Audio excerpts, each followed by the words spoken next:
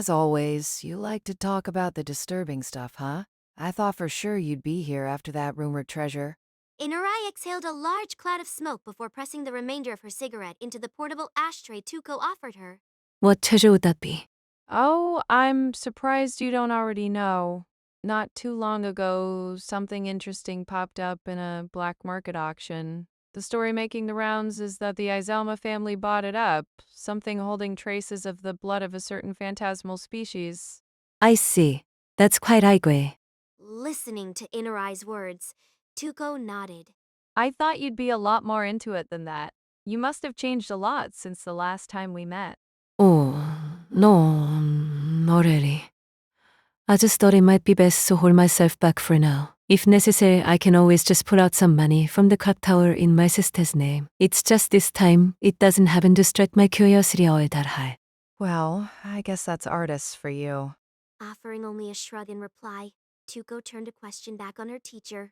It seems Lord Byron has called you out with the social assembly. So you noticed too, huh? It's nothing much. That aside, there's one other big fish I was hoping to see at the assembly, but it looks like that's not going to happen. Inurai said, clicking her tongue. The way she did it made her look like a young girl. As mysterious as it was, it seemed to reflect in her nature at all. And who would that be? The Lord of the Faculty of Modern Magecraft. With that, she waved a hand. With that, she disappeared into the night fog. Well then, what does that mean? As expected, this won't be easy to get into. I'm not forgetting anything, am I? Early in the morning, it was just chilly enough outside the tower to make one shiver. The temperature change between day and night was rather intense thanks to being in the lakeside. In October, midday could see temperatures as high as 20 degrees, while at night it would drop to 0. As the night's mist was slowly being pushed out by the sunlight, bizarre shadows and faint rainbows could be seen here and there in the fog. Among the diffusion of the rainbows, large human-shaped shadows were cast against the fog, a phenomenon known as the Brocken specter, so named for the Brocken Mountains in Germany where it could often be seen. The fact that this phenomenon could be seen at such a low altitude made it seem appropriate as a dwelling place for Magi. No doubt long ago people had feared the place as being full of ghosts. Behind me, I heard someone's breath catch. Something wrong? No, Gray couldn't find the words. Adjusting her hood to hide her face further, she dropped her gaze as if embarrassed. Hi-hee! Probably just her usual phobia. From around her right hand, Ad went ahead and put his mouth to work. That's right, she has a thing against ghosts, doesn't she? Last night there hadn't been any fog, so it hadn't come up, but this kind of scenery might have been a bit difficult for her. Perhaps it was best to keep hidden how much I enjoyed her troubled face. No need to share my hobbies with the world. Getting from one tower to the other took about 10 minutes. As if the party the night before had never happened, the Tower of the Moon stood in silence. Seeing the thorny bushes wrapped around it and the cracks that ran through the walls, it looked like an entirely different building than the one we had visited the night before. Following the instructions we were given, we entered through the rear door. As we had been told, the door was unlocked, and we were easily able to gain entry. As quietly as we could manage, we slipped through the hallways of the tower. Clearly showing the whims of Lord Byron, the inside of the tower was filled with pictures that smacked of the faculty of creation. If this had been a ghost story, then surely the hideously laughing portraits would have cast a curse on me. Actually, the slight burning in my eyes told me that they actually were almost certainly enchanted in some way. My annoyed constitution was quite the bother.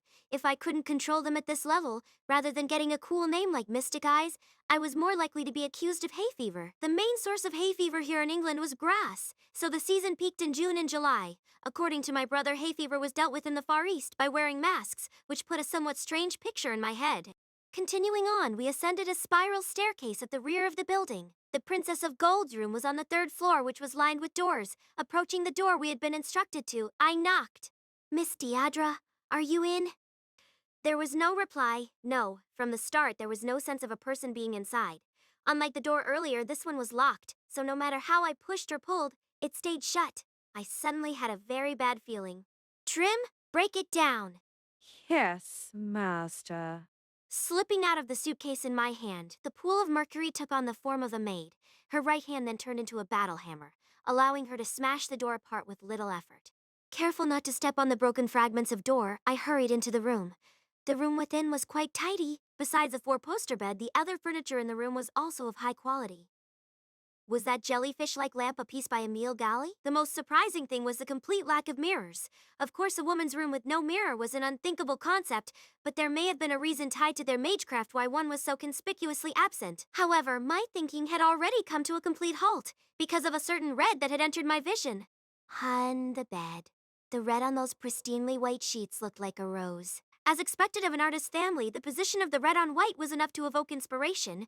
Even in this state, everything around her was just so beautiful. Within the red was the Princess of Gold. She looked like a flower. It is said that flowers originally developed as a way to entice insects.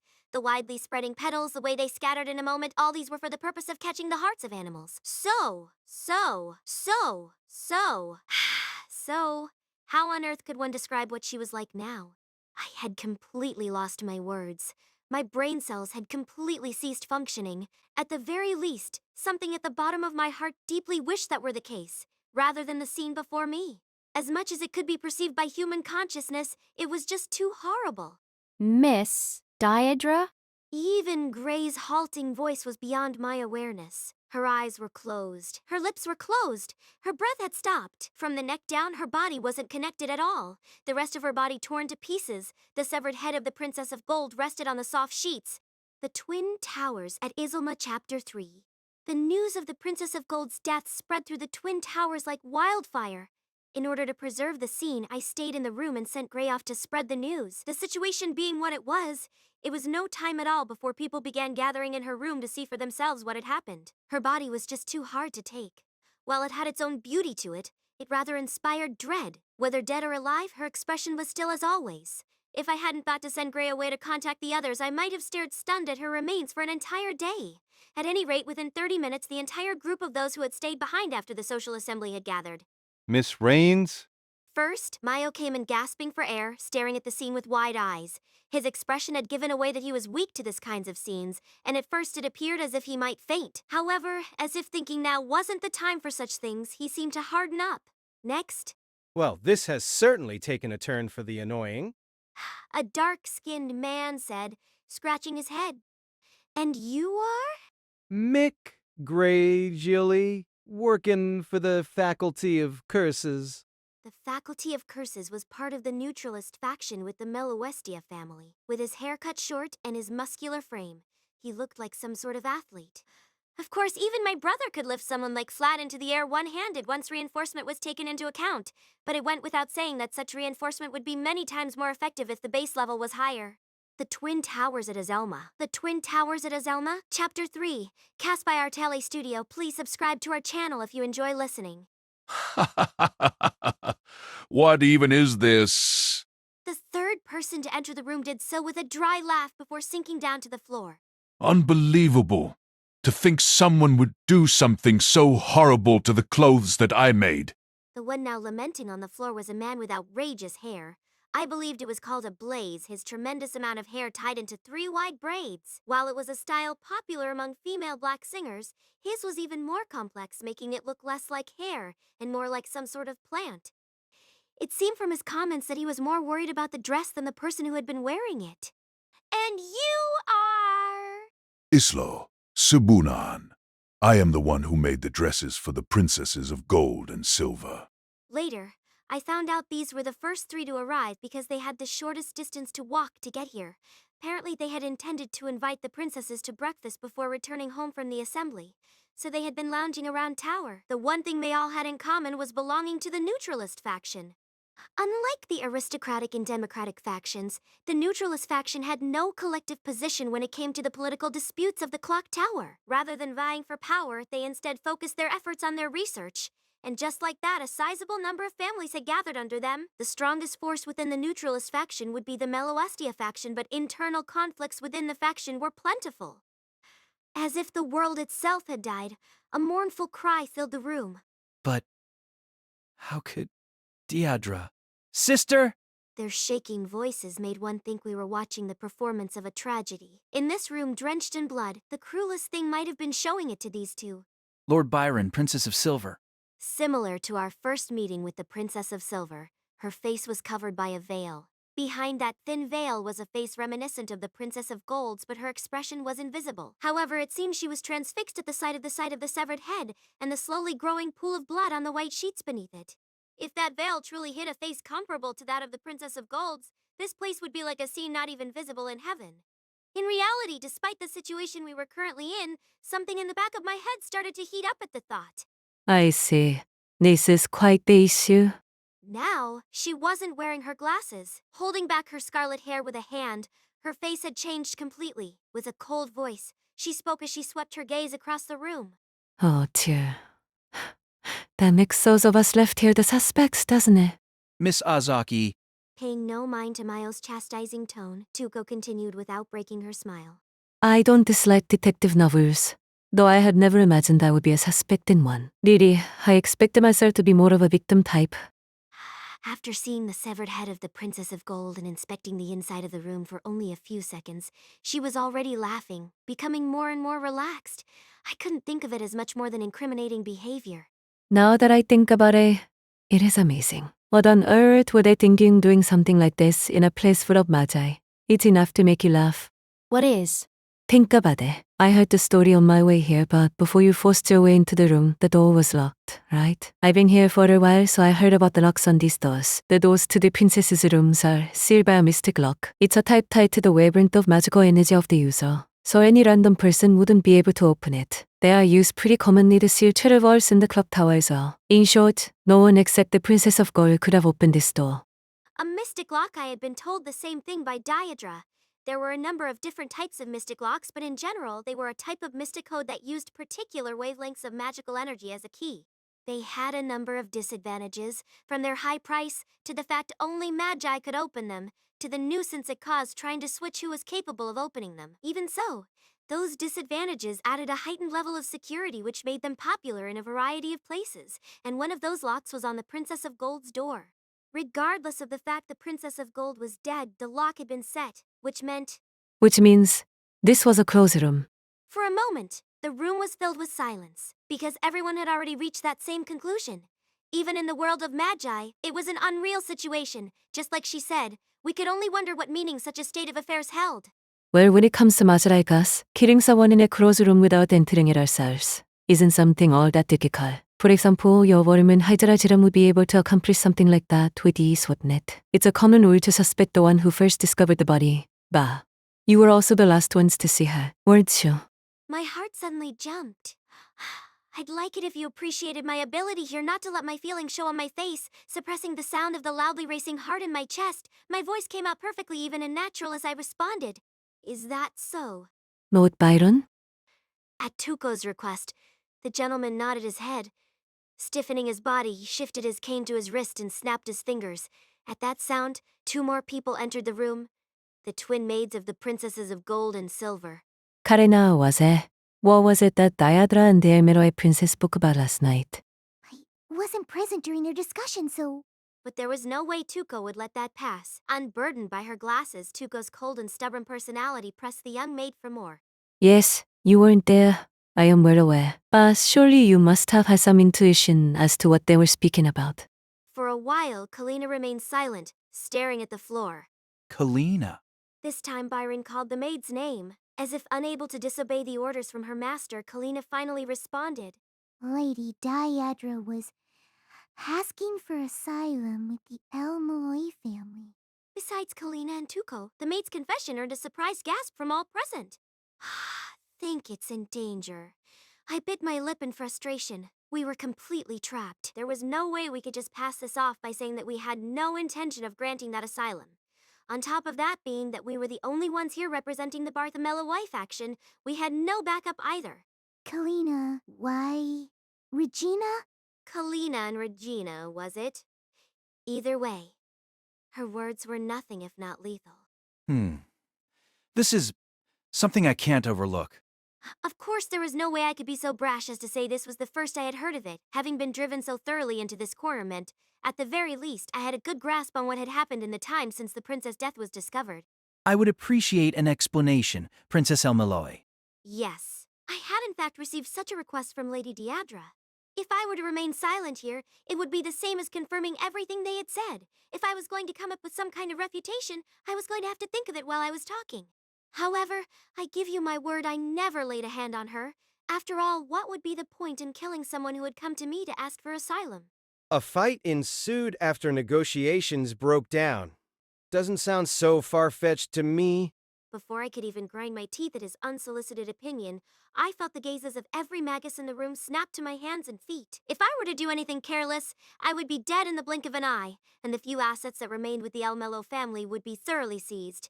Enemies on all sides. After all, it was none other than I who had attended the assembly. We Rhines. No, Gray?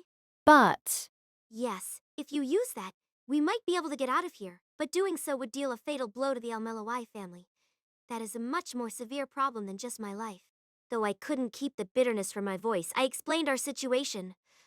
It was truly unfortunate that my values were aligned so. If it had been my brother, he probably would have had no issue running away. The people living now are more important than politics or the family, he would no doubt say.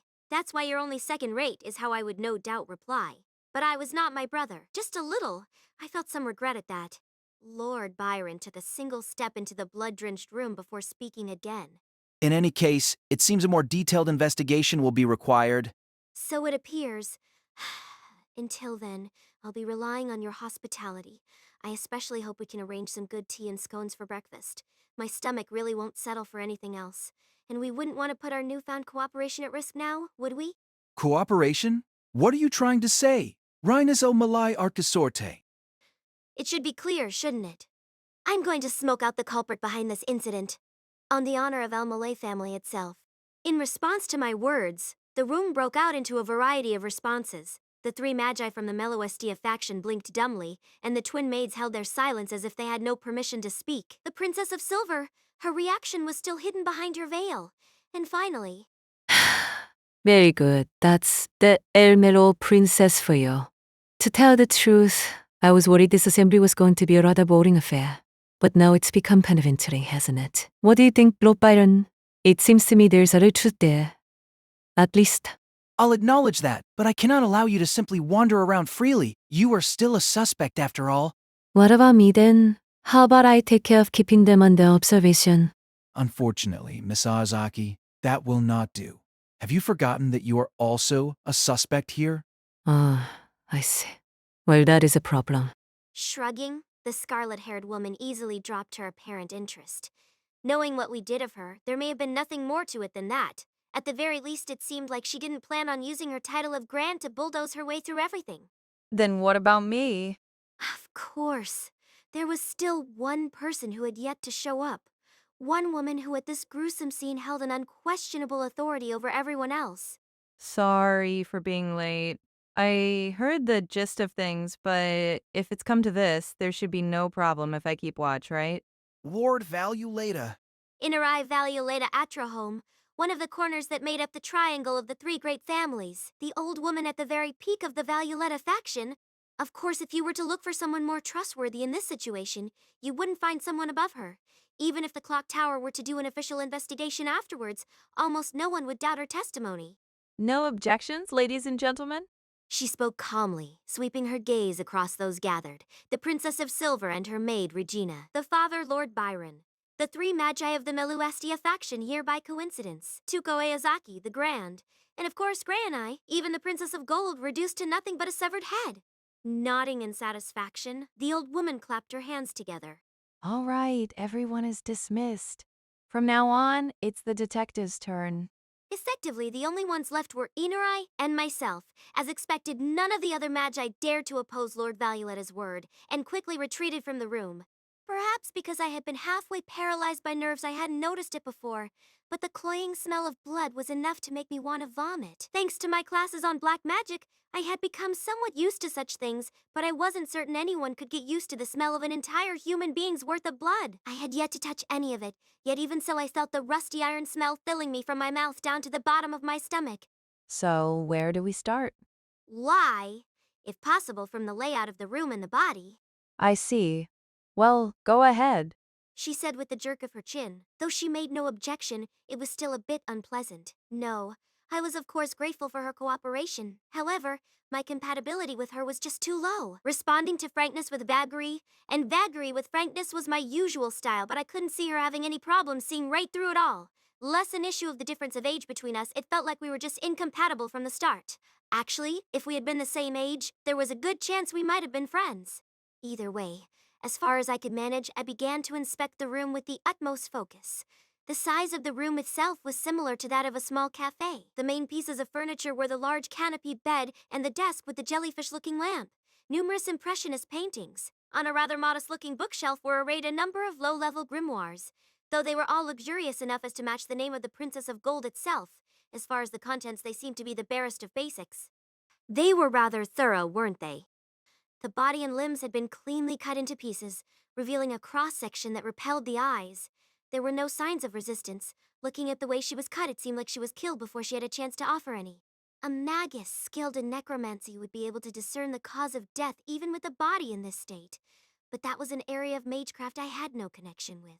The reason I was used to dead bodies was from a completely unrelated incident. Trim, do you think you can gather up the parts? Understood. Seeing that, Inorai slightly narrowed her eyes. I see with the body this scattered, we can't even tell what the murder weapon was. To begin with, the fact that magecraft was a possible weapon in the scenario meant that the cause of death could be more or less anything. As Tuko had suggested, Trimmao itself was capable of imitating more or less any physical weapon. Just as having a closed room was more or less meaningless, the idea of a specific murder weapon was similar. Yeah, that being said, if we can find out why they set up a closed room, it might lead us to something. I see. In short, you're looking at things as if the ceiling of the closed room was an accident. Precisely. In detective novels, the main reason the culprit creates the closed room is to eliminate evidence of their involvement. Logically speaking, if it was a murder that no human could have done, then the culprit can never be caught. That is the underlying assumption. However, when the suspects are all magi, that assumption doesn't hold water. Really? They could make as many closed rooms as they'd like? Even limiting yourself to long-distance curses, there were a number of varieties available. For example, things like manipulating the water in the blood to force a stroke, or overloading the victim with fire elemental energy to cause a heart attack were not difficult. Of course, in this situation, the victim was experienced in magecraft as well, so such basic curses could be all but ruled out. But the idea of impossibility that a closed room was supposed to bring about was easily dismissed. As such, it was my supposition that the creation of the closed room had been an accident. It wasn't that they intended to create a closed room, only that it became one by chance. Following that train of thought, it was possible investigating the situation of the room could lead to a clue. Nothing, huh? I wasn't really cut out for this kind of cramped thinking anyways. I was more of the type to read a detective novel starting at the back, lording my knowledge of the future over the characters as they struggled to discern the culprit. However, there was something else that had caught my eye, something that would be present in any woman's room that was conspicuously missing. Why are there no mirrors? Maybe she had grown sick of her own face? If you were that beautiful, wouldn't you be more likely to develop into a narcissist? To be honest, it was beyond criticism. Art that had been developed to such a level wasn't something you could simply get tired of. If you gathered together the people who would be happy just looking at that face until they died, it would be a long line indeed. Some of them might even call that line a stairway to heaven, though maybe a stairway to hell would be more appropriate. I understand the logic, but I guess that's the pride of youth. Once you get to my age, you won't be interested in looking at mirrors anymore. It just makes you think you should have pursued plastic surgery more zealously when you were younger. Lord Valueletta. Kidding, of course. Actually, would you believe that even now I'm enchanted by my mirror for at least 30 minutes a day? Sorry, I just suddenly had the urge to tease a bit. Being so thoroughly on the opposite side of my usual exchanges, I felt totally out of my element. Actually, it was a little bit exciting, but I decided to put a lid on that for now lest it lead somewhere inappropriate. By the way, do you mind if I ask another question? By all means. I'm not the kind of person who would be capable of refusing Lord Valueletta of all people, after all. Glad to hear it. Are you really that interested in reviving the El-Melloi family? I'm not really all that attached to the El-Melloi family itself, no. This is just the way things turned out. From the start, the El-Melloi faction was at the bottom of the pile.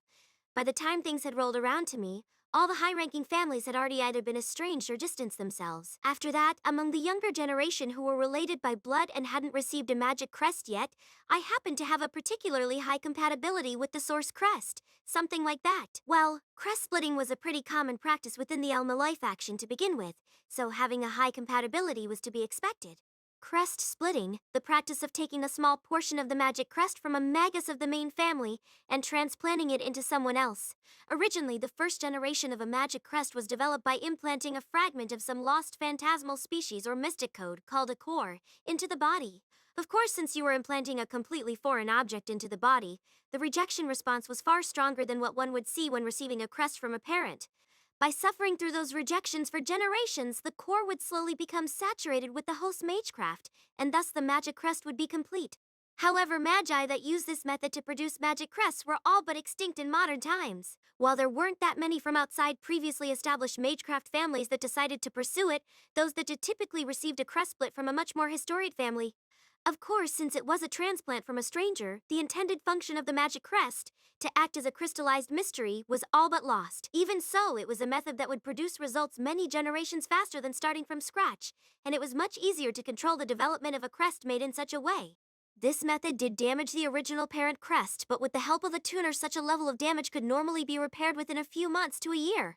In exchange, they could expect a tremendous loyalty from the recipients. As such, it became commonplace for families involved in factional struggles to create such branch families, and the original family from which they were derived would come to refer to their magic crest as a source crest. Yeah, he said that apparently, if the head of the source crest family dies, that loyalty doesn't mean all that much. It was often mentioned that the late Lord El-Melloi II's death in the Fourth Holy Grail War was a result of recklessness caused by his youth, but he really had gone there treating it like some sort of game. Or perhaps he had just been trying to show off his talent to a certain someone. I see. But if you aren't attached to the El-Melloi family itself, shouldn't you be satisfied by now? You and your brother have done more than enough. You should be able to fetch quite a price by selling off the family, don't you think? It's not like there is anyone who could buy it that would be problematic. Huh. Of course. I would be lying if I said the idea hadn't occurred to me. To be frank, the faction warfare within the clock tower was a load of crap. Putting aside the Mellowistaya faction who focused entirely on their research, the aristocratic and democratic factions continually sharpening their swords for each other just made me want to yell at them to grow up.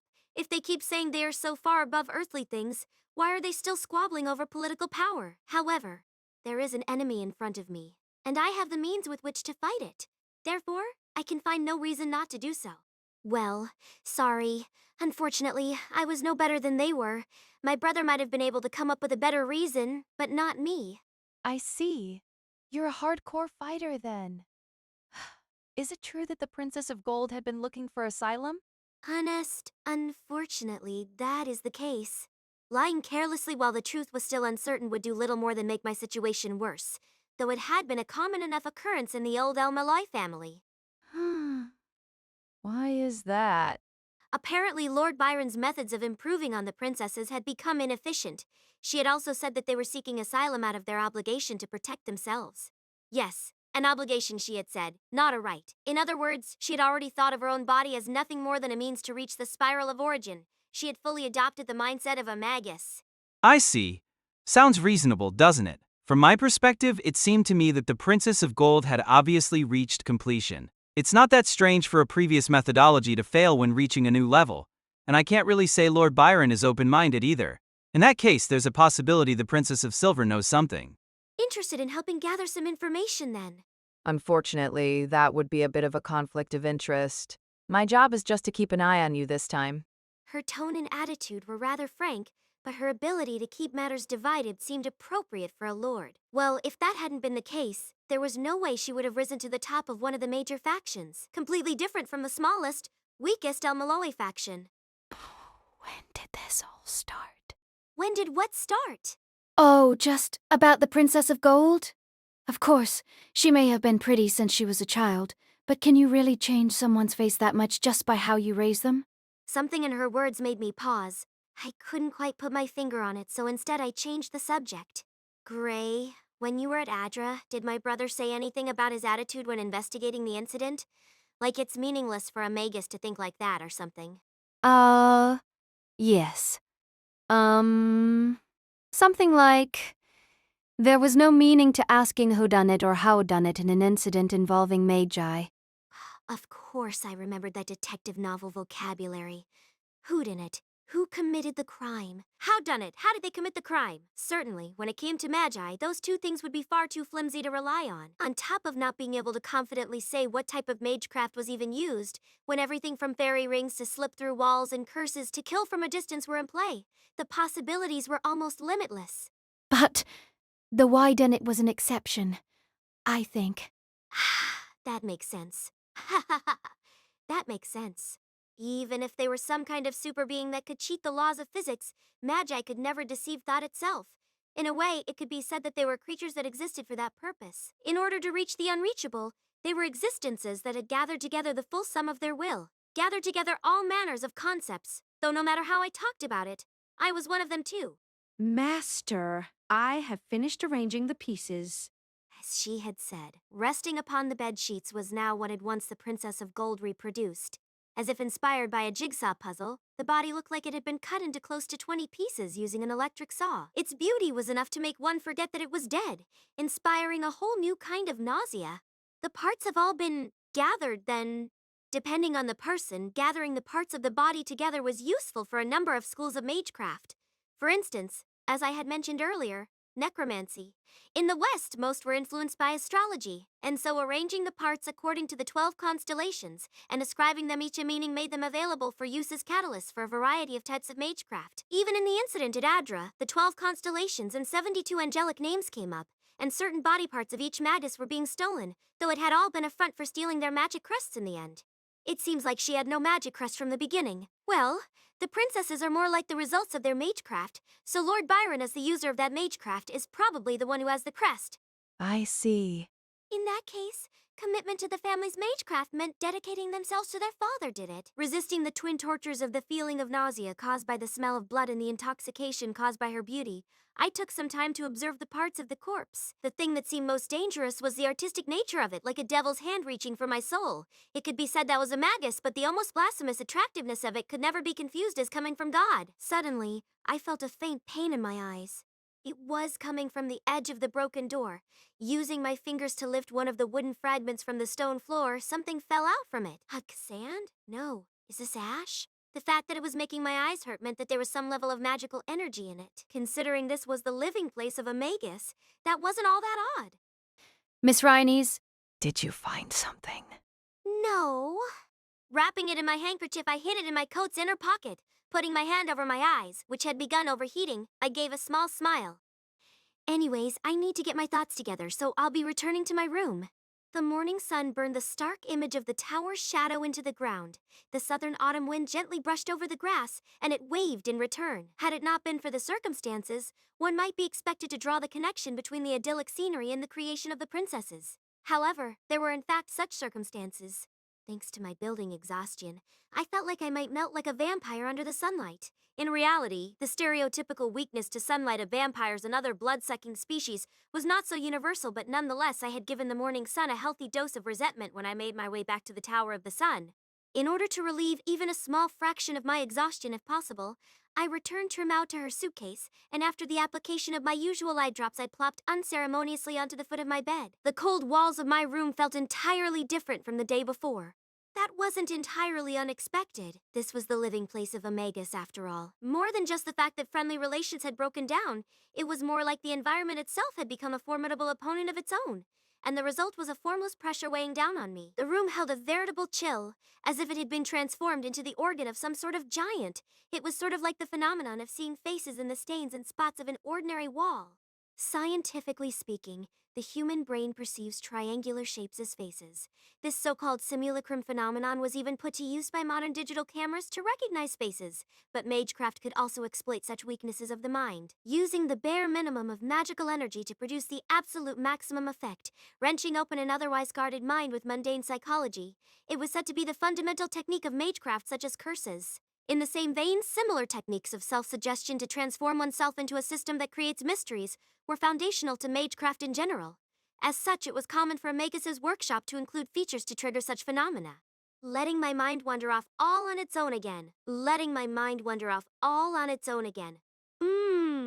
Gently, I shook my head, my thoughts wandering every which way was a sure sign of the task at hand. Miss Reynes, what will you do now? Well, I've taken some measures for insurance already. As for us, as I started to speak, I was interrupted by a cute growling sound. I looked up to see Gray embarrassedly pressing down on her own stomach, reminding me that we had yet to even eat breakfast. Well, for starters, I suppose we should eat something, no? Hesitant. Right, but we can't really accept breakfast from Iselma at a time like this. Can we? Oh, though I did ask for some tea and scones already. Well, if you want to refrain from eating their food, how about this?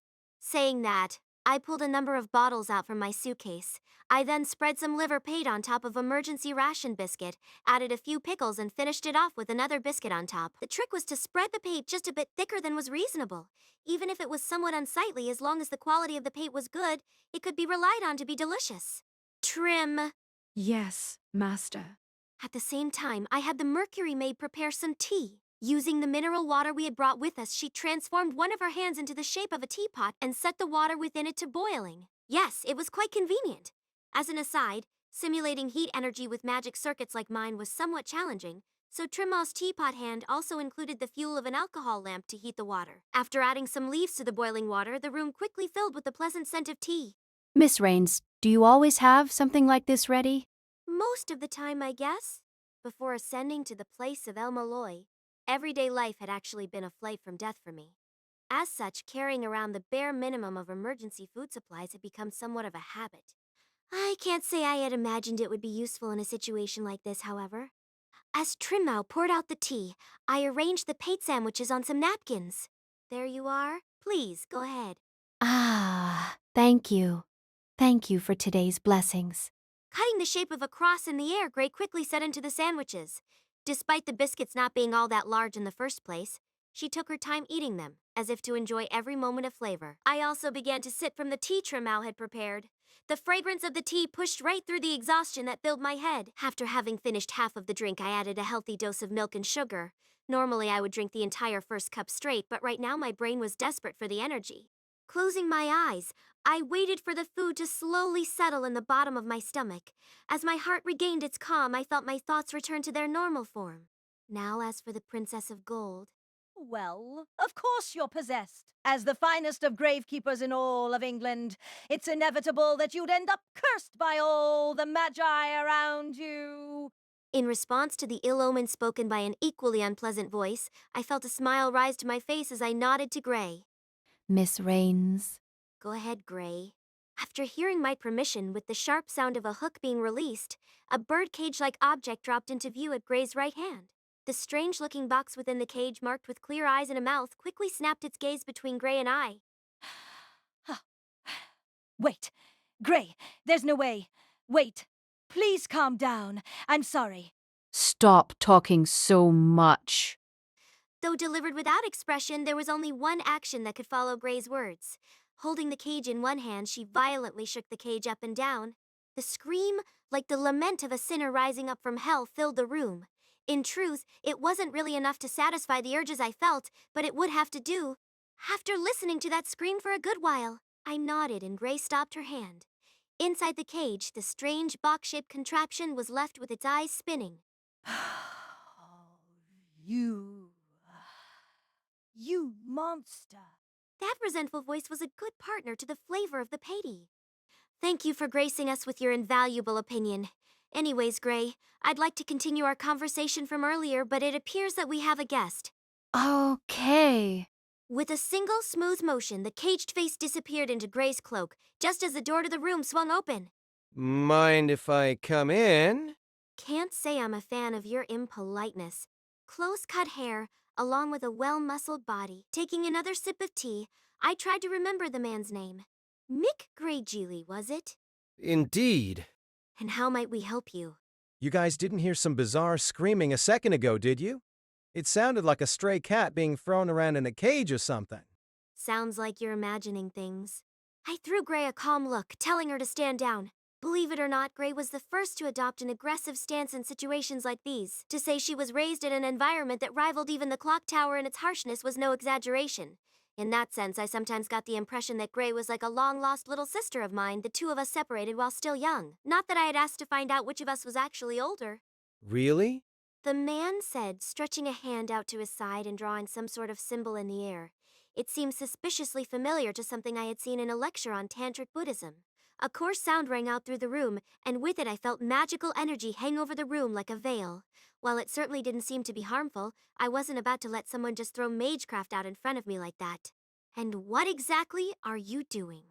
Gotta at least set up a bounded field, right? You can never tell who's listening in. As you can see, my magecraft is a self-taught form of tantric yoga. I have a pretty bad family line, so there's a lot mixed into it. Now, I've shown my hand a little bit, so could you at least show me a little bit of trust too? So in short, you have something to talk about. You don't want other people to hear? Well, yeah, something like that. Actually, I'm kind of a spy. What? Hearing it said so bluntly, I could feel my expression freeze midway. Without dropping a smile, Mick continued.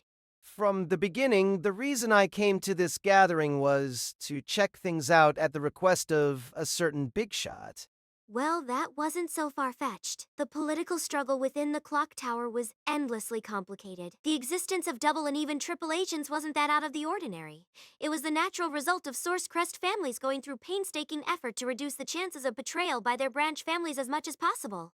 So what business does Mr. Spy have with me? I want to offer you a deal as Princess of the El-Melloi. With me? And now, of all times? I replied, showing as much caution as I could muster. After all, for a faction as weak as the current El-Melloi, carelessly getting wrapped up in a deal with a single spy was enough to blow us completely out of the water. However, what followed next was far from what I had predicted. Will you help us finish off the Iselma family? His droll voice, coupled with the undeniably serious message, echoed throughout the room. The destruction of Iselma, it was nothing less than a declaration of war on Valuleta, one of the three great families. Together with the death of the Princess of Gold, it was a single move likely to ensnare the entire clock tower in a morass of war. And as he said it, that preposterous proposal was uttered by a man who said the whole thing laughing like a fool. Behind me, even Gray's voice held a faint tremble. Even she, who couldn't really be called a magus, instantly grasped the madness that lay behind those words. The girl gulped, as if she had just heard someone casually utter the words of a curse meant to bring the whole world to its knees. Pulling Trimmow's suitcase over to myself, I gave a cautious reply. What are you talking about? What are you talking about? Just what it says on the tin? Completely lacking any sort of shyness or reservation, the man who had casually announced himself as a spy locked his eyes on me. Within that expression rich with humor, his eyes alone held no laughter.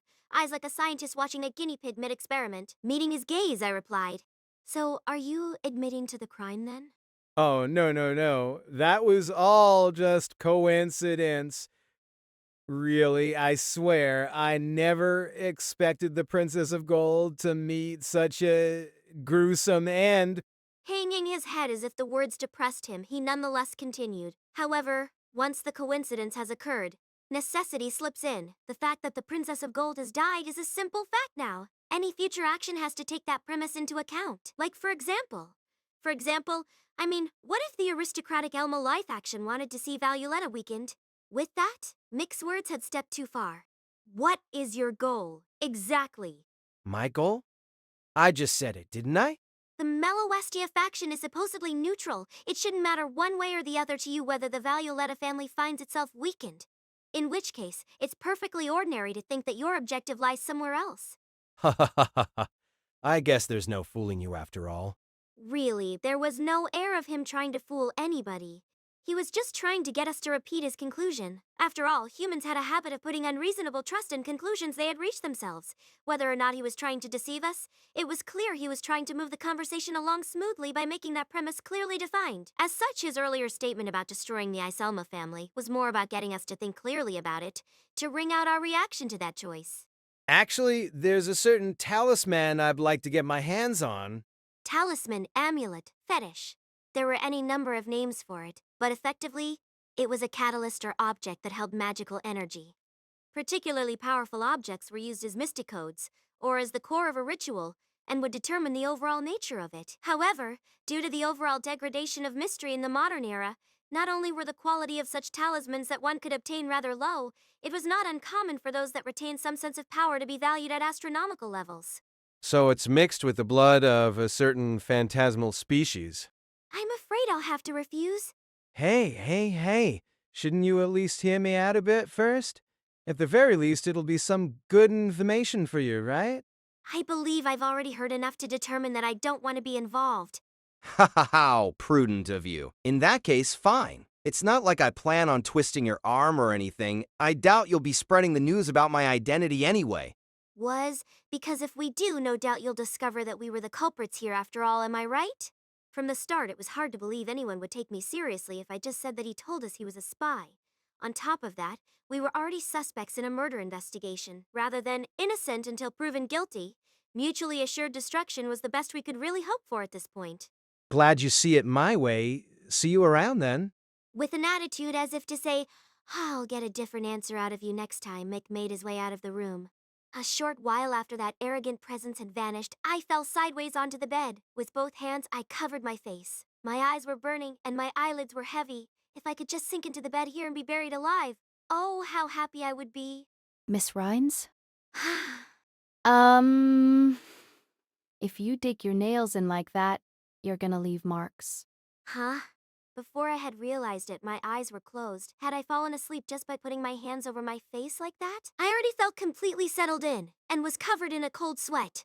Judging by the angle of the sun peeking in through the window, it was still afternoon. It seemed like I had dozed off for about 2 hours. With a deep breath, I began massaging my cheeks. Marks, huh? I wasn't old enough to be truly concerned about it. But the day when I would have to start looking for magecraft to stave off the signs of aging came was only a matter of time. The skills of those like Mayo, who we had met earlier, were often in great demand as long as they could put out results, so anti-aging had become a rather significant source of income for the Faculty of Botany. Thinking of that, I realized something. Sitting up in bed, I began to mutter to myself. Miss Rhaines? I just thought of something. If it's here, it might not be too late. Here? Yes, at the very least, we need to find some sort of clue. Immediately, we made our way back to the Tower of the Moon. Without entering the building, we made careful observations of the ground around the tower. Careful not to disturb the plant life ourselves, we looked for signs of those who had been less cautious in their walking. And finally, bingo! On the ground clear enough that even I could pick it up were the unmistakable shapes of footprints. Since we were well out of the city, it was particularly unlikely that much of anyone would stick to the beaten paths. As such, it should have been possible to look for and follow the footprints left behind after the assembly had concluded. That was the thought Gray's words had sparked in my head. Trim, can you follow these? Understood. At once, Trimmel laid a hand on one of the footprints. After a few seconds, she spoke again in confirmation. Footprints of 10 individual persons detected. Among them, the Princess of Gold can be distinguished. Good! Without thinking, I pumped my fist in celebration. While perhaps a little shameful, I'll have to ask you to forgive me. Despite the deadlock we had found ourselves in, there was finally a spark of hope. Please follow it. Understood. With a hand still on the footprint, the mercury melted from the hands and flowed downward onto the ground. This kind of statistical analysis and pattern recognition was exactly where Trimmel was strongest. While following footprints was a sort of old-fashioned method of investigation, the fact I had so cleanly overlooked it meant it might have been a blind spot for the culprit as well. For magi that were often wrapped up in more supernatural matters, the very concept of examining the ground they had been walking on was, plainly put, outside their field of view. Gray, come with me. Having returned to its original shape as volumen hydrogarum, Gray and I had to start running to pursue Trimmel as she slipped through the thick foliage. Unfortunately, Trimmel and myself had not reached the point of having linked senses. That was, of course, because there was no bond of familiar and master between us. All I had accomplished was adding a personality and a human-like form on top of the foundation that was already there. As such, there was nothing for us to do but follow after her. That being said, I wasn't really equipped for a trek through the forest. Shrubs and branches were constantly getting caught in my dress, so the independently acting Trimmel was easily able to outpace us through the greenery. The scent of damp earth reached my nose. In the depths of the forest beyond where people went, there were all sorts of smells. The smothering greenery, the rotting leaves and broken branches on the forest floor, mixed with the leavings of numerous nameless animals. From the start, the kind of forest that a magus might like was one rich with spiritual energy, home to numerous poisonous herbs and beasts of prey. One could even say the mystery of these untouched forests and the slow process of taming those wilds was the history of the West from the far past up until the Middle Ages. It was no wonder so many legends of old witches began in the depths of the forest. As we doggedly pursued Tremal through the forest, the air began to fill with white, suggest when fog. Of course, the fact that we were close to a lake meant fog wasn't that uncommon. Even when we had first arrived, we had been greeted by fog. The fact that for the majority of the year fog blanketed the countryside here was no doubt the reason why it overflowed with romantic legends of all sorts. Even so, my heart began to race. An incredibly unpleasant feeling. A baseless fear, like a child wary of the darkness of a back alley. Bee? Suddenly, I lost sight of the form of Trimal ahead of us. More than that, I felt the flow of mana between us get cut completely. I think it's in danger. A boundary field? Similar to the one Mick had placed earlier, but this was on a much larger scale. In an effort to determine the nature of the bounded field, I began to focus on my now overheating eyes. As I did so, the bizarreness of the situation took a completely different form. Among the sound of loudly rustling leaves, a blade leapt through the air. Miss Rennie's. The shadow above my head where the sound originated split into two, one of which becoming the hooded form of a young girl. Gray? In the girl's hands was a scythe. Who would have thought that Ad could transform into such a shape? At that girl's command, the foul-mouthed little square could transform into a tool for exterminating the supernatural. In that case, what was it that had met that scythe in the air? An ominous shape was wavering in the fog before Gray.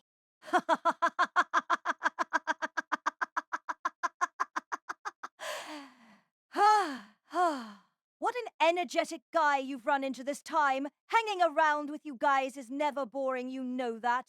On the ends of the enemy's bizarrely long arms were not hands with fingers, but instead blades. Its legs were at such an angle that they looked as if the joints were backwards, and as such its upper body was huddled close to the ground. It was some sort of strange puppet.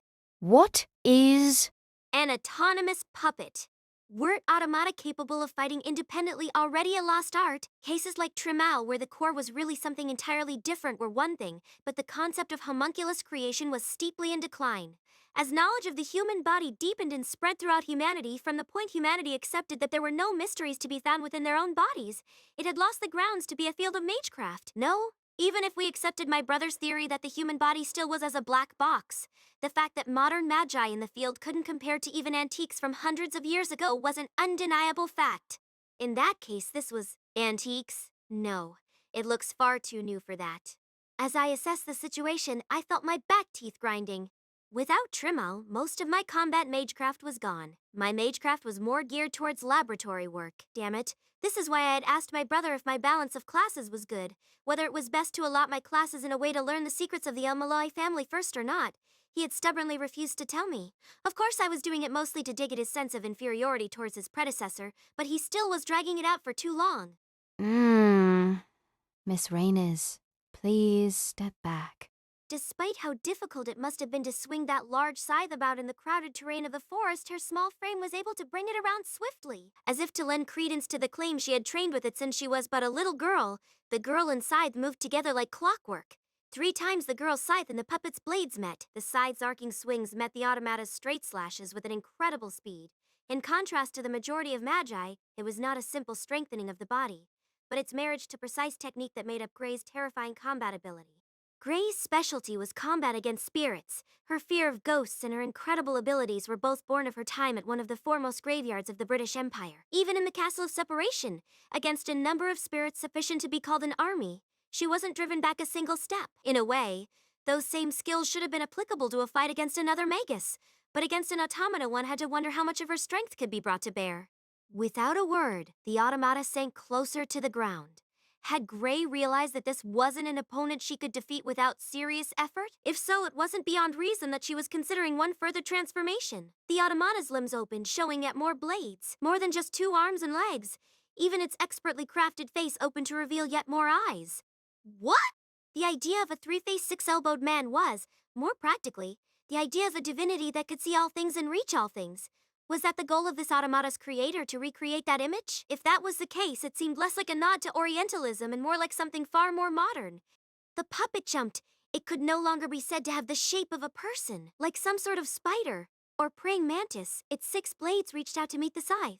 3 times, 8 times, dash in one breath 17 times. The increased field of view and number of arms gave the automata a distinct advantage, and this time Gray was beginning to lose ground. While one might have praised Gray for managing to hold out against 6 blades with only one of her own, even I could tell that the girl's movements were starting to fall behind and that she had switched into a totally defensive stance.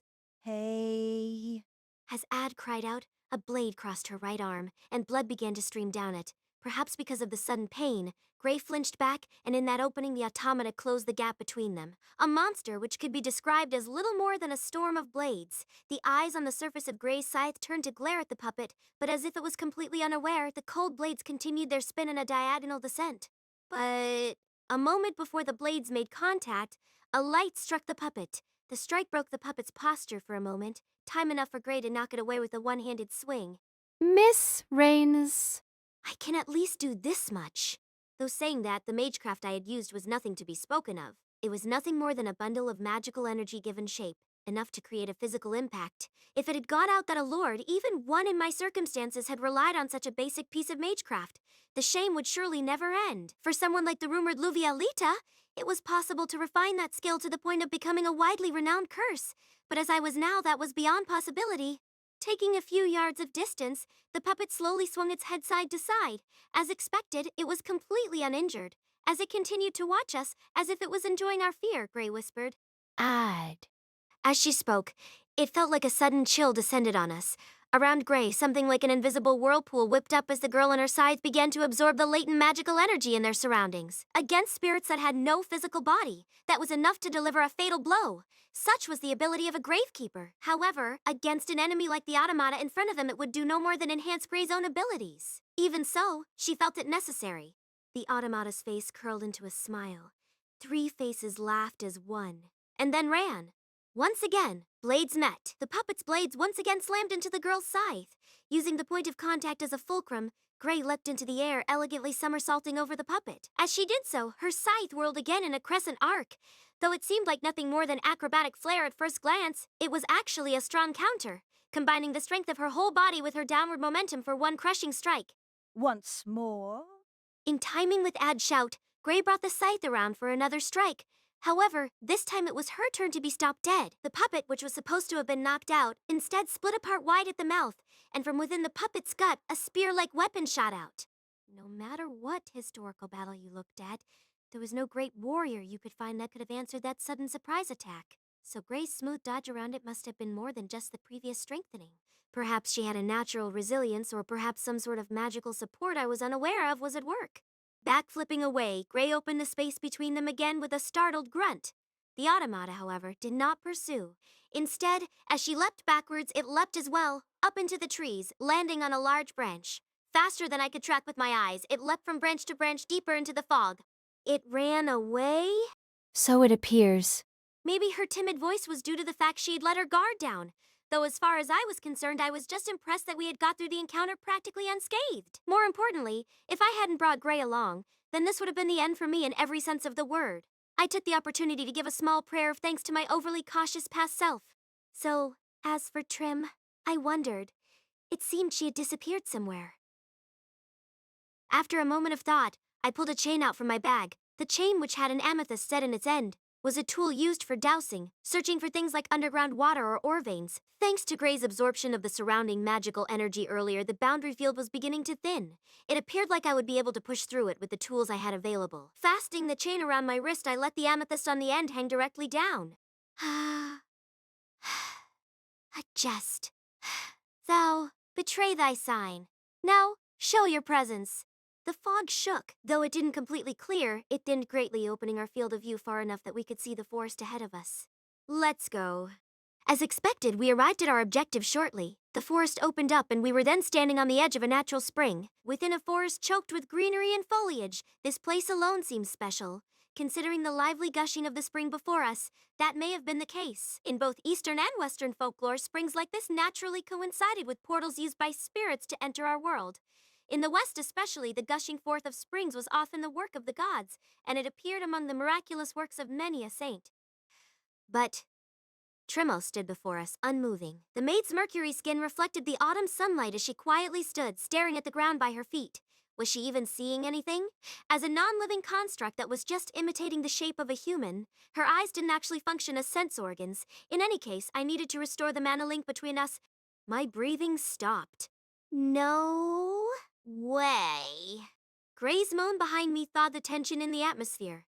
It was something that shouldn't have been possible. Trimau's hand was coated with a thick red, but more than the dizzying color on Trimau's hand, my attention was wrapped on the thing I saw in the spring itself. That was, more than anything else, a fatal blow. Kalina wa? Kalina. Or was it Regina? Of the twin maids that served the princesses of gold and silver, one was now floating lifeless in the water before us. Miss Mayonnaise. Stiffly, Trimal turned towards me. The red dripping from her mercury skin looked strangely appropriate. Despite the wind and outside air, the thick scent of blood in the air seemed little different from what it was cooped up in the Princess of Gold's room earlier. You? Hold on there. I'm gonna have to ask you not to move. In this kind of case, we have to preserve the scene, right? Or is this more like catching the culprit red-handed? That voice was none other than the one who had volunteered to keep an eye on us. Standing ominously amongst the leaves falling in the forest, the old woman in the green dress was staring directly at us. Lord Valuletta, why are you here? Same goes for you. I noticed an odd bit of magical energy earlier, you see. It must have been that barrier. Just as we were trapped within the barrier in the forest, Inner Eye must have noticed it from the outside, and as we wasted time dealing with the puppet and searching for Trimel, she had managed to catch up to us. I presume you will be wanting an explanation? Of course. However, I can't let that happen. So saying, Lord Valuletta reached for a small bag tied at her hip. Pulling something out, she muttered a short spell before throwing it. The moment the sand reached the ground, the usually formless Trimma was completely bound up. Sand painting. As if drawing a mandala of sand, the colored sand she threw faithfully reformed in Trimma's shape. This was Lord Valuletta's magecraft. As the old woman gave a backwards glance to the now-bound Trimmau, another presence appeared behind us. Kalina? Just as I had first guessed, it was in fact Kalina that had been killed. As expected, the approaching footsteps in the warm earth contained another pair as well. Would you mind explaining this, Princess El-Melloi? As far as I can see, it looks pretty clear that your Mercury maid killed her and attempted to dispose of the body in that spring. Is that about right? Were you so intent on stacking up your crimes? Honestly, considering how impossible the situation looked, I didn't expect the truth to have much persuasive power. Had I been on the other side, I doubt I would have been able to see it any other way either. Of course I have something to say for myself, but if you want the full explanation, you'll have to release Trimmo. Is anyone here stupid enough to give a bomb to the murderer, I wonder? Of course, once again, I could only admit that was the obvious answer. We were completely surrounded. At this point, I couldn't think of anything that might recover our position. It was just too obvious. Trema standing out in the open with the blood still on her hands, and me unable to offer any explanation. It was almost too obvious. Do I bring up the boundary field and the automata? No. If I couldn't match up my theory with any evidence, I would only be laughed out. Their goal wasn't to find a resolution. Instead, if they were able to find a convenient enemy to pin the crime on, they were more than happy to take the opportunity. What's wrong, Princess El-Melloi? Have you resigned yourself to your fate? Yell, please, you jest. Unfortunately, it didn't seem to take. From my end, it felt like being buried alive in a muddy swamp. No, it was more like I was already buried up to my head, and I was just pretending not to notice, wasn't it? I pretended not to hear Gray's voice. The only option that was left for me was to try and delay my surrender. I just had that small trace of stubbornness lurking in my gut, urging me not to give in no matter what. But that was only the faintest trace. It was like a button sewn on just slightly wrong. And yet... What on earth are you doing, lady? From the opposite side as Lord Valuletta's group, a tall shadow stretched across the ground. Without thinking, I span around to look. In his mouth was a small cigar. Both his long hair and coat were jet black. There was a red scarf wrapped around his shoulders, and his eyebrows pinched together in a miserable expression.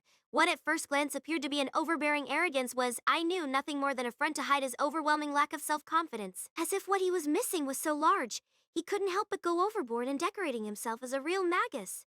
That's why he was a figure so blindingly bright to me. Brother! I take my eyes off you for a second, and look what happens. Can't you rein your recklessness in at least a little bit? Without a word inquiring as to my well-being, he just threw his usual lines with a miserable expression like he always did. And just like that, my will to fight returned. No matter how you look at it, aren't you a little early? Don't tell me you've gone crazy over your adorable little sister or something. Sir, master. Before eating, I said I had taken out some insurance. Just in case, once I had heard the Princess of Gold's plea for asylum, I had made a phone call. Being within a historied workshop, any magical means of communication were naturally cut off. Fortunately, for the same reason, there was little risk of any interference with more modern solutions, and in that regard, the Iselma did not disappoint. Though, to be honest, I hadn't really expected him to come here personally by the afternoon of the very next day. You think I'd put someone else through dealing with your problems? I had Chardin take care of the classroom for me. Chardin was a veteran professor of the El-Melloi classroom. Convinced by my brother back when he had been only a third-grade lecturer himself, pulling him out of retirement must have been no small task at his age. As if ignoring the dreadful situation that was occurring around us, he scowled in his usual way as he complained. I got on the West Coast line, which took me to at least Windermere Station. Of course, thanks to there being a boundary field set up here, I couldn't rely on local people to get me any farther, so I had to do the rest of the walking myself. Do you have any idea how dirty my boots have gotten because of this? It's not like anyone but Gray takes care of them anyways. Can you please reflect a little bit on the problems you're causing other people? I wasn't all that interested in how much he had hurried to get here, nor was I about to thank him for getting his new boots all dirty for me, with the body of the maid still floating in the water, and Trimmouse still frozen stiff with blood on her hands. Even the fact that he didn't doubt us even slightly couldn't move me. And so, without changing his expression in the slightest, the one bit of acting my brother was good at, he turned to face the woman who held the most authority in this situation. I'll take care of things from here. No objections, I presume, Lord Valuetta? Oh, you're gonna say that to me, are you? I will! While practical ability may be another issue, as lords we are on equal footing. Did he think he was hiding the way his legs were slightly trembling? Where did he think he got the right to face off directly with Valuetta, one of the three great families even among the lords of the clock tower? It was an undeniably foolish thing to do. They were on such different levels I'd place better odds on an ant facing off against an elephant. But, after all, I left the El-Melloi name to him because he was like that in the first place. Shall I repeat it for you? Clicking his heels, he waved a gloved hand in front of his face as if to clear the air, before declaring, As Lord El-Melloi II, I shall take over the investigation of this case. Twin Towers at Iselma. Chapter 4. As Lord El-Melloi II, I shall take over the investigation of this case. Those words were like a declaration of war. Coming in out of nowhere, covering for one sibling by declaring you would settle everything yourself. What else could it be taken as, in reality? Of course I can't agree to that. The suspicion on your sister is beyond extraordinary. Even if you are a lord, it is not a case we can so simply hand off to you. Somewhere far away, a bird was singing. Deep within the forest, the hostility directed at us from the gathered Magi seemed unbearable. Turning to face the head of the Iselma family, for a moment my brother dropped his gaze. And then... Of course you weren't planning on hiding the Princess of Gold's formula, were you? What? What are you talking about? Seeing Lord Byron's breath catch, my brother continued. Tower of the Sun, Tower of the Moon, Princess of Gold, Princess of Silver. Naturally, it's clear enough to see that the formulas of the Sun and Moon are patterned after gold and silver. On top of that, the foundation of the magecraft seems to have an alchemical motif. The use of the sun and moon in metaphor is a common pattern in Western alchemy. From the beginning, the objective of alchemy was to turn fool's gold into actual gold. Following that metaphor, it is an ars magna intended to transform the lowly human into a being capable of being compared with God. In short, the princesses of gold and silver and their unspeakable beauty are a result of that process. Smoothly, as if reading it out of a textbook, my brother summarily shattered the mystery behind the Princess of Gold. No, in this case, that might literally have been true. Lord Byron, whose expression had gone dark from my brother's first words and had only continued to worsen from there, seemed to be ample evidence of that. However, when I actually saw the towers of the sun and moon, I was truly impressed. In actualizing the form of the Princess of Gold, you've internalized the motion of the planet into the human body. Certainly, correspondence between the microcosm and the macrocosm is a fundamental of magecraft, but rather than incorporating that into your living space, you've incorporated the motion of the planet directly into a human's life. Even if it's an idea proposed often enough, those who are able to actually accomplish it are vanishingly few. I imagine your meal times, sleeping schedules, even your bathroom breaks are strictly regulated for time. As it was once said, you are what you eat. The things you put into your body are what make up your physical structure. For example, as a certain emperor attempted in his quest for immortality, the imbibing of mercury isn't actually wrong per se, But if it isn't done with a body built the same way as the stars, then it will just become poison. Understanding that, not just your food and lifestyle, even your environment were made to unify with your physical bodies. Even the ley lines in the ground here are the same, like the styles of magecraft unique to places in the east like Tibet. Drawing magical energy forcefully from the earth was probably a daily habit for you. The Twin Towers at Iselma. Chapter 4, cast by our Tally Studio. Please subscribe to our channel if you enjoy listening. Manifestations of the land itself. In addition, if your bloodline has continued to stack up this behavior over the generations, then... Stop! A sudden shout interrupted him. Lord Byron glared at my brother with obvious enmity. It was understandable. Having one's magecraft so thoroughly explained right in front of your eyes was like watching your own soul get pillaged. On top of that, having it happen in front of so many high-ranking magi, even if it wasn't something so simple to copy, the chances of their carefully concealed magecraft being stolen away was quite high. The trade secrets and patents of magi within each faction were akin to a lifeline to those magi that own them. Right. Then let's stop here. Without missing a beat, my brother nodded. The heavy silence felt like a gathering of dark clouds. Lord Byron continued to glare at my brother like a vengeful ghost, as if he had just watched his family's treasured heirlooms be pilfered right in front of him. I see. So this is the infamous Lord El-Melloi. The second, if you please. I don't really live up to the original name. In response to that, Lord Byron nodded with a bitter smile. Seeing that, my brother gave a deep bow. And thus, taking advantage of your great generosity, I would like to request permission to open my investigation. Very well. Grudgingly, Lord Byron acquiesced. Refusing him now would prompt him to continue his earlier explanation. The needle my brother had so expertly inserted had cleanly sealed off Lord Byron's options. After mulling over the situation for a few moments, grinding the weeds of the forest under his shoes, Lord Byron spoke again. However, I will of course have to put a time restraint on it. There's no way we can allow the current situation to go unresolved for even a few days. Yes, I shall quietly allow you to continue until tomorrow night. Understood. Is that really okay, esteemed brother? I tried to get my brother's attention for a bit, but after giving me a signal with his eyes, he continued to face Lord Byron.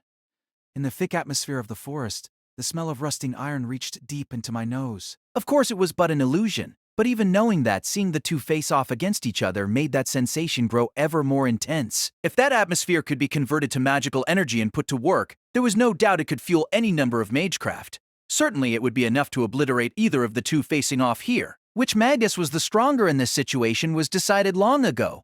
Even so, the weaker's gaze did not waver. Lord Byron clicked his tongue quietly. As he did so, his gaze flickered over to Trimmau, still standing frozen on the bank of the spring. One more thing. We will not be returning your volumen Hydrogarum. There is a possibility that it is the murder weapon after all. Indeed. There is nothing to argue there. Once again, my brother simply nodded. However, as he did so, he pulled a slip of paper out from his coat pocket before continuing bluntly. In exchange, I'd like to have you sign an official contract of custody. You're really something else when magecraft isn't an option. Even besides the gay scroll, there were any number of ways to make deals between magi move smoothly. But considering my brother's ability, trying to force a poorly made spell like one of those was suicidal. As such, the method he chose, the contract of custody, was a terribly primitive method. With an annoyed expression, Lord Byron returned the signed paper and began making his way back. Reluctantly, the maid beside him turned to follow. Then... This has been quite a show, Lord El-Melloi II. Good day. Once more, Inarai put a hand on the bag at her hip, and sand poured out of it to pick up the still-bound Trimmau. In principle, it was the same sort of magecraft as Trimmau herself was. But even if the sand was the same sort of catalyst, the chances that it was a mystic code on the level of volumen Hydrogarum were slim to none. Rather, considering the enormous cost and ability required to operate in that manner, it was more just a demonstration of her position as head of one of the three great families. As the three of them left us, it was all I could do to not collapse on the spot. If I collapsed here, I felt like I might not be able to get back up again. But more importantly, that was a side of me I definitely didn't want to show the guy who had just shown up. My goodness. Your arrival was certainly quick and flashy, wasn't it? Honestly, more than the relief I felt, I was more lamenting what he had just done. Honestly, exposing someone's magecraft like that, I'm not even sure you were doing it on purpose. I don't do it by accident that often. As if he was seriously upset by that, the ever-present wrinkle in his brow grew slightly deeper. Even if he was going to say something like that, after his exchange with Lord Byron, that was pretty hard to believe. For someone who was so troubled by violence, he was awfully violent himself. Speaking of which, it was him that decided to selfishly steal his predecessor's relic for the Fourth Holy Grail War. As expected, completely unconsciously. This time was special. He replied, shifting his gaze away. Oh, that was a brand new reaction. It seemed there was still new ground to break. Even after knowing someone for 10 years, there was still more to discover. Well, I'll just chalk it up to you being overly zealous to protect your little sister. Yes, at least in that regard, I'll give you my thanks. Why is it that your appreciation always comes out at the end of something like that? It's no wonder you don't have any friends. Hey, my friendships are none of your business. Thank you very much. Even if not by blood, as your older brother, I have some responsibility to take care of you. Having literally 0 friends is really not good for you. Are you sure you want to go there, though? Dearest brother, I believe that's a blade that may quite easily be turned against you. My brother stopped dead. Oh, excuse me, I completely forgot. You have an excellent friend, don't you? Someone so special that you left your most important collateral in their possession. That is completely unrelated. Finally released from the overwhelming tension from earlier, we had smoothly slipped into our normal routine. Master, someone else is coming. Gray, however, was quick to pull us out of it. The 2 of us turned to face the shadows in the forest that had taken Gray's attention. In exchange for the 2 that had visited us earlier, this time it was a woman with dark scarlet hair. My. After being in such a rush to take a look, isn't this an interesting guest? Seeing her, my brother's eyes went wide. You are completely unchanged. Hey, that's the first thing you have to say to me? Please, stop before you make me want to kill you, Lord. From there, she pulled a pair of glasses out from her pocket. After putting them on, she smiled softly. A pleasure to meet you, Lord El-Melloi II. It truly is an honor. Introducing myself as Owazaki should be enough, I trust. Tuko Awazaki. In the exchange between my brother and Tuko, I was able to detect the hidden message, though I hadn't considered it earlier. The problem was her age. I didn't remember it exactly, but at the very least, Tuko's promotion to the rank of Grand was some decades ago. Even so, she unequivocally had the appearance of a woman in her 20s. Please don't misunderstand. This wasn't simply a matter of her putting on false appearances. Sure, in Magecraft, there were any number of ways to slow down aging. One could even say that eternal longevity was the driving force that permitted the advance of Magecraft as a whole. But her appearance wasn't even close to that level. She was perfectly, exactly unchanged from her youth. And not just her face. Her entire body seemed perfectly unchanging. True, it was just an impression, but giving off such a first impression threatened all sorts of implications. Of course there were those who would take the opposite implications from that as well. Lord Byron explained the situation to me as I passed him on my way here, so you will be taking over this investigation. That is my intention. I may be of small talent, but I will endeavor to expend all efforts I can. Ah yes, that defiant attitude indeed is so like Lord El-Melloi. I believe this is the first time we've met, though. Ah, not chill. I had some dealings with your predecessor. Long ago I made a prosthetic arm for him, you see. Gray's expression shifted. That was in the Fourth Holy Grail War. Ah, so you know already. Earning a choked response from Gray. You were involved in that war too? Ah, no, please don't misunderstand. Ah, no, please don't misunderstand. I didn't participate in the war directly at all. As I mentioned before, this is the first time I've met the current El-Melloi head face to face, though I did have him pay for the work. I see. My brother cleared his throat, a hollow sound in the empty forest. I heard that your ceiling desexation was put on hold. As expected, my brother had heard of Tuko's change in status.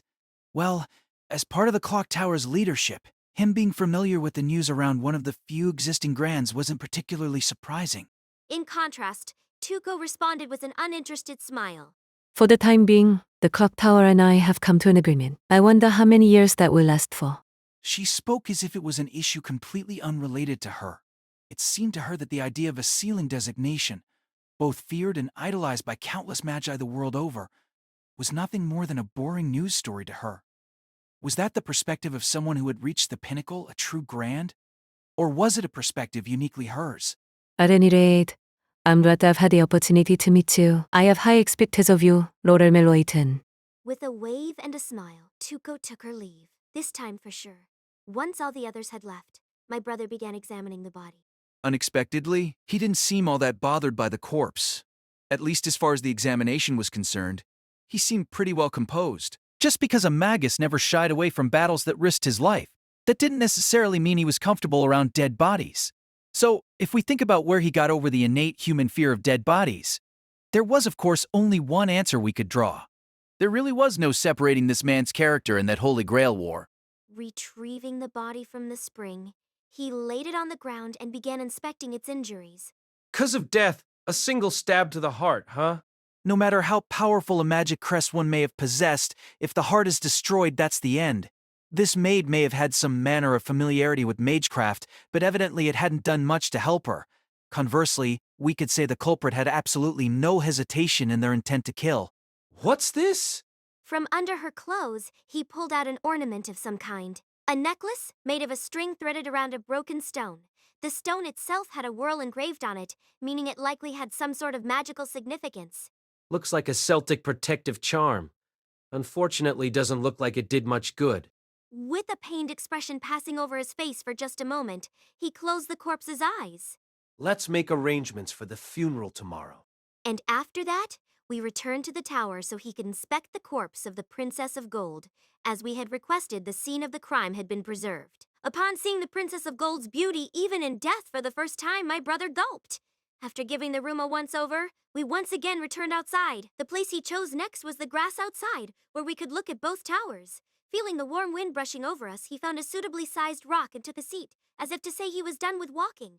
After muttering something about how we couldn't talk about important matters in the living space of another magus, my brother had decided we couldn't stay in the towers. Within the territory of an old magus family, even each pebble would be carefully monitored and controlled, but compared to being inside their workshop, this was much better. Sitting on the rock, after a short while, he hung his head, rubbing his face. Honestly thought I was gonna die. Could you not sound so weak right after investigating so quickly? I barely slept at all last night, you know. I couldn't sleep on the train. And since Windermere Station, I was basically running to get here. And now it's just investigation after investigation. Can you please acknowledge my effort a little bit here? For a moment, I wondered how appropriate it was for a Lord of the Clock Tower to be complaining like a greenhorn salaryman. Though, I'm not sure any company would take in someone who said things like, "Please acknowledge my effort." As if he needed it to stave off a headache, my brother pulled a cigar out from his pocket. Clipping the end with a knife, he lit it up before taking a deep pull. For now, let's see if we can sort out this situation so far. For the incident, I gave you the gist of it in the text I sent you. No.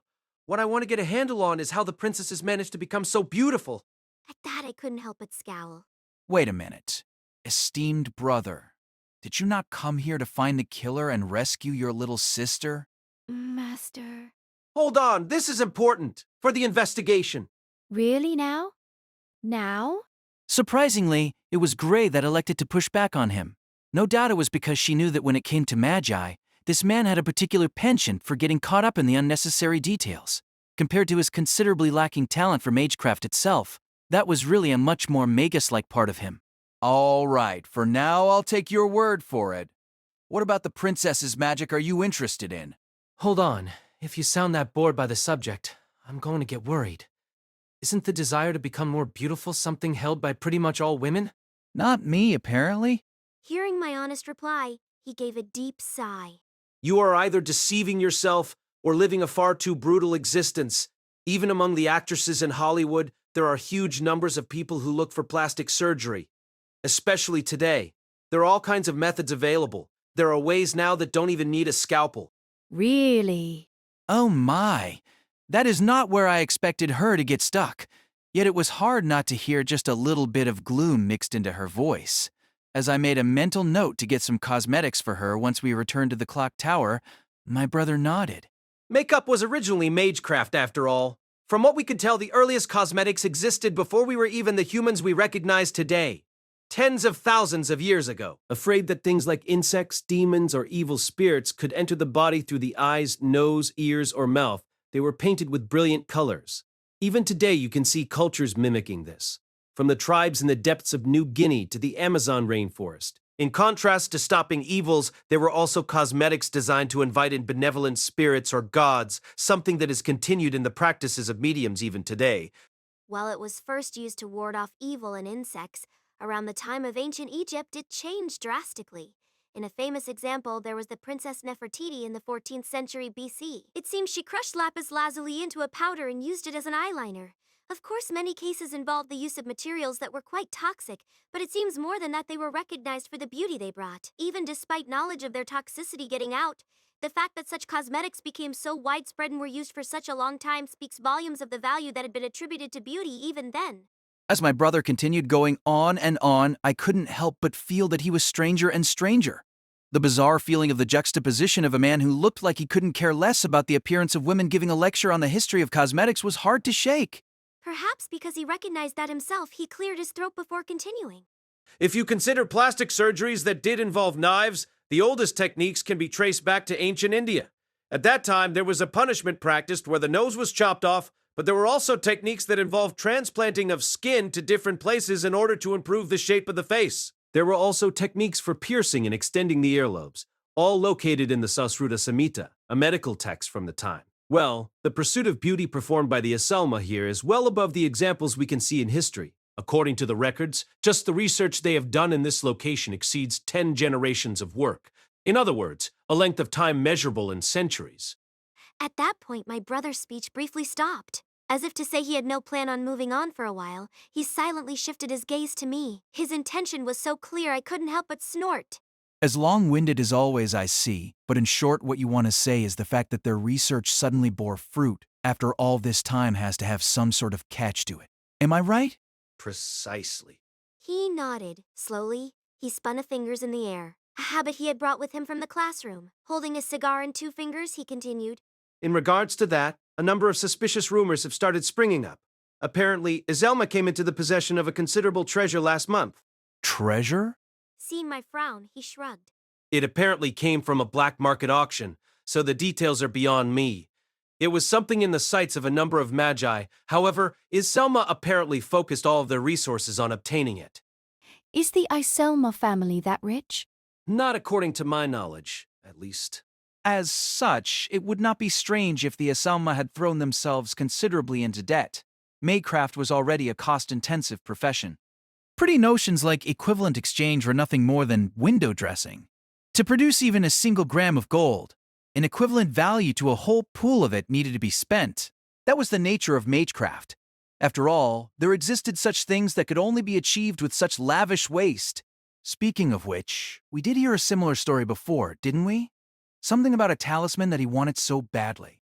I decided to leave out the fact that he, in this case, was a self-proclaimed spy, Mitgrajili, the man who had casually requested our help in destroying the Iselma family. It was such a bizarre request I had kind of forgotten it, but thanks to that, we did have confirmation that this treasure really did exist. I see. So, you are saying that this treasure must have been used to complete the Princess of Gold? Well, that's what I thought at first, at least. Speaking somewhat haltingly, he scratched his head. But no matter how I look at it, the time frame just doesn't add up. The time frame? Right. I said it before, but the spell for the princesses revolved around the sun and the moon. In short, whatever treasure they might have obtained, they would have needed to wait for that timing, but the movements of the moon have been all wrong for that. If it was just about the moon, sure they could have just waited for it to move into the right position. But if you also are involving the sun, then things aren't so simple. Hearing that much, I finally understood something. I see. Being my brother, you are pretty bad with people after all. What do you mean? Seeing Gray was also confused, I continued with a bitter smile. In short, your little show for Lord Byron exposing the magecraft behind the princesses was really about determining whether it was the sun and moon behind it, no? As if something had finally clicked in her head, the hooded girl's eyes went wide. I thought that it was a bit hard to believe that anger was all just an act. You have become quite settled into your surroundings at the clock tower, haven't you? In order to avoid discovery by other magi, they will often give things intentionally misleading names. In that case, it still has to be somewhat close, or else the strength of the symbolism is lost. I'll have to ask you to forgive me for enjoying your mumbled excuses so much. In exchange, I'll avoid pressing you too much farther on the subject. Though, considering the scenery here, there was really no need to hold such doubts. What do you mean?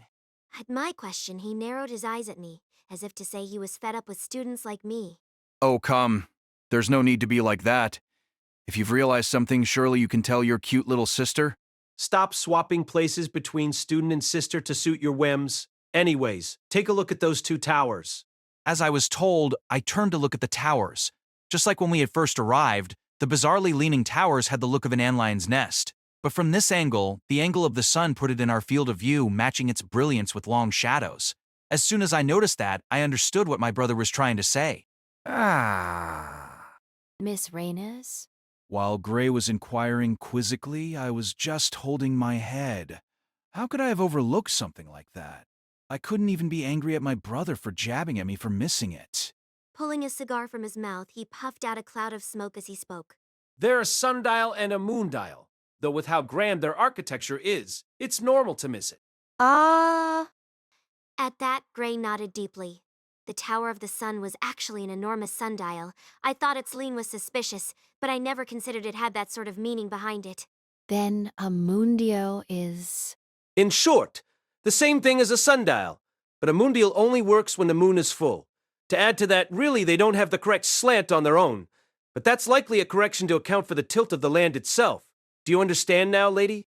Yes. With a construction of this magnitude, there's no way the towers are unrelated to the Iselma magecraft, and thus to the princesses themselves.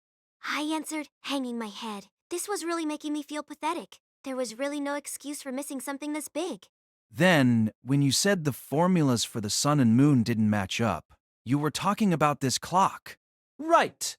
The moondial, of course, would only be accurate once a month, but even the sundial has a similar level of error baked into it. The orbit of the Earth around the sun is an ellipse. Thus, the necessity of calculating a more precise solar time becomes hard to avoid. As such, those who use spells involving the motions of the sun and moon together tend to rely on the precise solar time as it coincides with the full moon.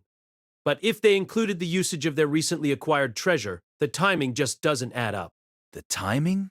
Right. In reality, if you are using a spell that takes into account the motions of the sun and moon, the best time is a solar eclipse exactly at noon. Of course, that's because the sun and moon are then at the same location. The next best time after that would be at noon while the moon is full, an option creating a straight line directly through the sun, the earth, and the moon. Technically, in astrology, it's a bad omen, but in other fields of magecraft, it's considered good circumstances. Picking up a nearby stick, he began drawing a circle and pattern into the ground. While I couldn't help being amused at the fact his habits as a lecturer didn't leave him even in these circumstances after seeing what he was drawing, I blinked surprised. What, a horoscope? Effectively, it was a map of heavenly bodies. Even if you weren't a magus, it was a pretty common sight in things like fortune-telling magazines. My brother continued drawing in the map, including the positions of the planets and the constellations. Right. Even if you aren't in the faculty of celestials, this is at the absolute basic level.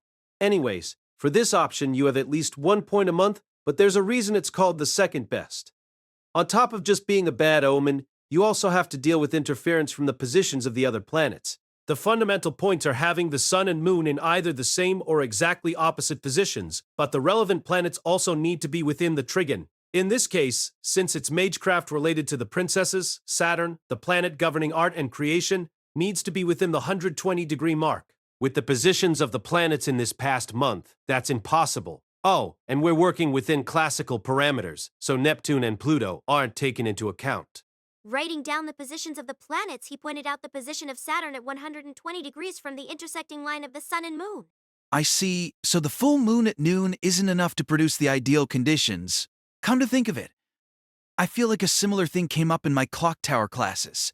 It's vital information if you use any magecraft involving celestial bodies. Though if you aren't interested in the sun and moon specifically, you don't need to worry about the time of day. After a brief moment of thought, I spoke again. So basically, this treasure may not have been used on the Princess of Gold? Quite possibly. As he began to mumble, my brother started tapping his temple.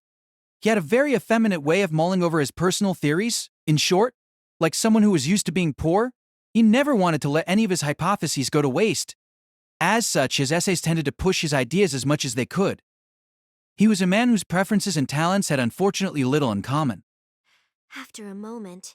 And then, the fact that Tuko Eyazaki is here completely changes the line of thought we need to follow. The sigh that followed was even gloomier than before. In a way, her presence here was a far more important mystery than discovering who the true culprit behind the murders was. It appeared that despite our respective silence, my feelings were communicated quite clearly. It seems you've given that some, though, lady. Yes, of course I understand. Was the Princess of Gold that died even the real one? Ever since the presence of the Grand, known as Tuko Ozaki, was discovered, it was a question that had been scratching incessantly at the back of my mind. My brother pushed the question one step further. And on top of that, doesn't it make you wonder if one of the two princesses is a puppet in the first place? Gray blurted out with a stunned expression as if her whole world had just turned ashen. She looked between the two of us. A puppet. But the Princess of Gold we saw was human. Right, she couldn't have been anything but human. But the moment Tuko Ozaki is in the picture, you have to throw out all your preconceptions. The services she provides for the clock tower are varied, but there are two that she's famous for. Yes, two things. I said that she was famous for them rather lightly, but in the clock tower, where the most elite magi of the world are gathered, there was rarely any research that deserved attention from outsiders. At a basic level, magecraft was a discipline that focused on the past, but more than that, the highly individualistic nature of magi meant they had little time to concern themselves with the research of anyone but themselves. As such, for something to get the attention of others, it needed to be powerful enough to completely overwhelm each observer's own individual research. For magi that had spent a considerable amount of time in the clock tower, their own individual purposes and principles is generally what drove them into one of the long-standing factions. The clock tower was broadly speaking the best environment a studying magus could hope for, but those who truly wished to cooperate in search of the deepest mysteries, prizing free the secrets of the already entrenched factions was a precondition to even trying. However, from what my sources told me, after wandering through a number of the Faculty of Creation's classrooms, she ended up not aligning herself with any particular faction. In any case, her work lined up as, first, the reconstruction of foundational runes that had fallen into decline. Rune magecraft itself is quite famous, and a certain portion of magi today have been using and researching it for a tremendous amount of time. However, most of them have been lost to time. Despite that, she was able to recover and reconstruct a large portion of those lost runes. If the rumors are to be believed, even beyond recovering the 24 runes of the Futhark alphabet that undergirds the magecraft as a whole, she also managed to parse out a number of primeval runes that were supposedly lost back in the Age of Gods. The rights to the former were sold throughout the clock tower, while the latter were apparently sealed away for safekeeping in case of her sealing designation being fulfilled. The clock tower really pulled no punches. Comparatively useful or low-level formulas were regulated by way of patents, but the high-level spells, the kind that could serve as the backbone for an entire faction, were sealed away in a treasure trove somewhere under the pretext of keeping forbidden magecrafts in check. Would that regulated knowledge ever find its way out to be used by someone? As far as runes were concerned, the original supposedly existed with the Thule Society, but it seemed to me like they were happy to hoard them away until the magical foundation of runes declined to nothing anyways. Magi truly had an astonishing penchant for holding onto their secrets. The other is for her abilities as a peerless puppet maker. Gray responded by tilting her head. I thought the concept of human imitation was... Of course, that was the same thing I had thought when the automata first attacked us. Right, the circumstances are a little different than they were with rune magecraft, but the concept of human imitation is certainly in decline, which means she has somehow managed to resurrect two strains of magecraft that were thought to be defunct. Though Gray remained silent, I nodded strongly. That's right. It was ridiculous. To bring two lost forms of magecraft back from the dead, even if imperfectly, felt more like a comedy. It was akin to bringing someone back from the dead, reaching into the realm of blasphemy. Who did she think she was, trying to play God like that? But that was of course why she was a Grand, the ultimate peak of the clock tower, above even the highest realistic rank of Brand. As if Gray had just realized something, she suddenly looked up. Then, that automata was... Naturally, one would think it was a creation of Tuko Eyazaki. Until now, I wasn't very confident. Of course, there were no other magi that could make such an automata. If you looked at the whole clock tower, besides her, you'd be lucky to find one or two. However, if that were the case, would she use an automata like that for a crime against another magus? It was like leaving her name tag at the crime scene before leaving. She couldn't be that foolish, could she? Or perhaps She had prepared another trap to corner us further should we attempt to expose her. From the start, it didn't seem like there was much intention of trying to find the true culprit. If this was all a ruse to get at me as a member of the Lord El-Melloi faction, then that was certainly a possibility. But there are plenty of other possibilities.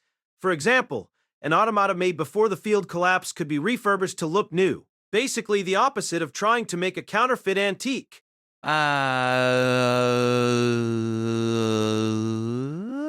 That kind of crisp, clear jump to a new train of thought was very much like my brother. The wind howled as if taunting us. Only I know the truth behind this mystery.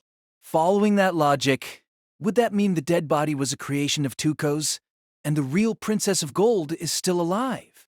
That's how it looks, doesn't it? Then the culprit's motive is? In response to Gray's simple question, my brother pressed his chin in thought. At first, I considered it might have been a ploy by Iselma to strike a blow against us, but the risk doesn't appropriately match the reward. If their plan was to attack the El-Melloi, they'd need to do it at the lowest cost possible in order to strike a profit, as it were. As it is, they are far too deep in the game. Even if we are taken down, if it looks like an obvious trap, there's no way Lord El-Melloi will just sit back quietly and watch. I nodded. If their goal was to mire the clock tower in an all-out war, then that's different, but the difference in strength between Trimbellio and Lord El-Melloi isn't that extreme. It would just evolve into a bloody swamp where no one wins. Well, the church would probably be happy with that, at least. the Holy Church, who lean towards the annihilation of mystery, and the Magic Association, who lean towards its preservation, were like water and oil. Well, from the start, it was foolish to think that an organization that existed to worship God and an organization that sought to discern the nature of magecraft would get along well in the first place. According to my brother, many Western forms of magecraft operated under the presupposition of God's existence, but they viewed God more as a means to an end. To those who held a true faith in God, that was all the more unforgivable. For a while after that, with the topic exhausted, silence settled over us. Oh, right. Dearest brother, would you mind taking a look at this powder? Suddenly remembering, I pulled a handkerchief out from my pocket. Or to be more accurate, I pulled out the thing wrapped in that handkerchief. It was the powder I had picked up at the scene of the Princess of Gold's death.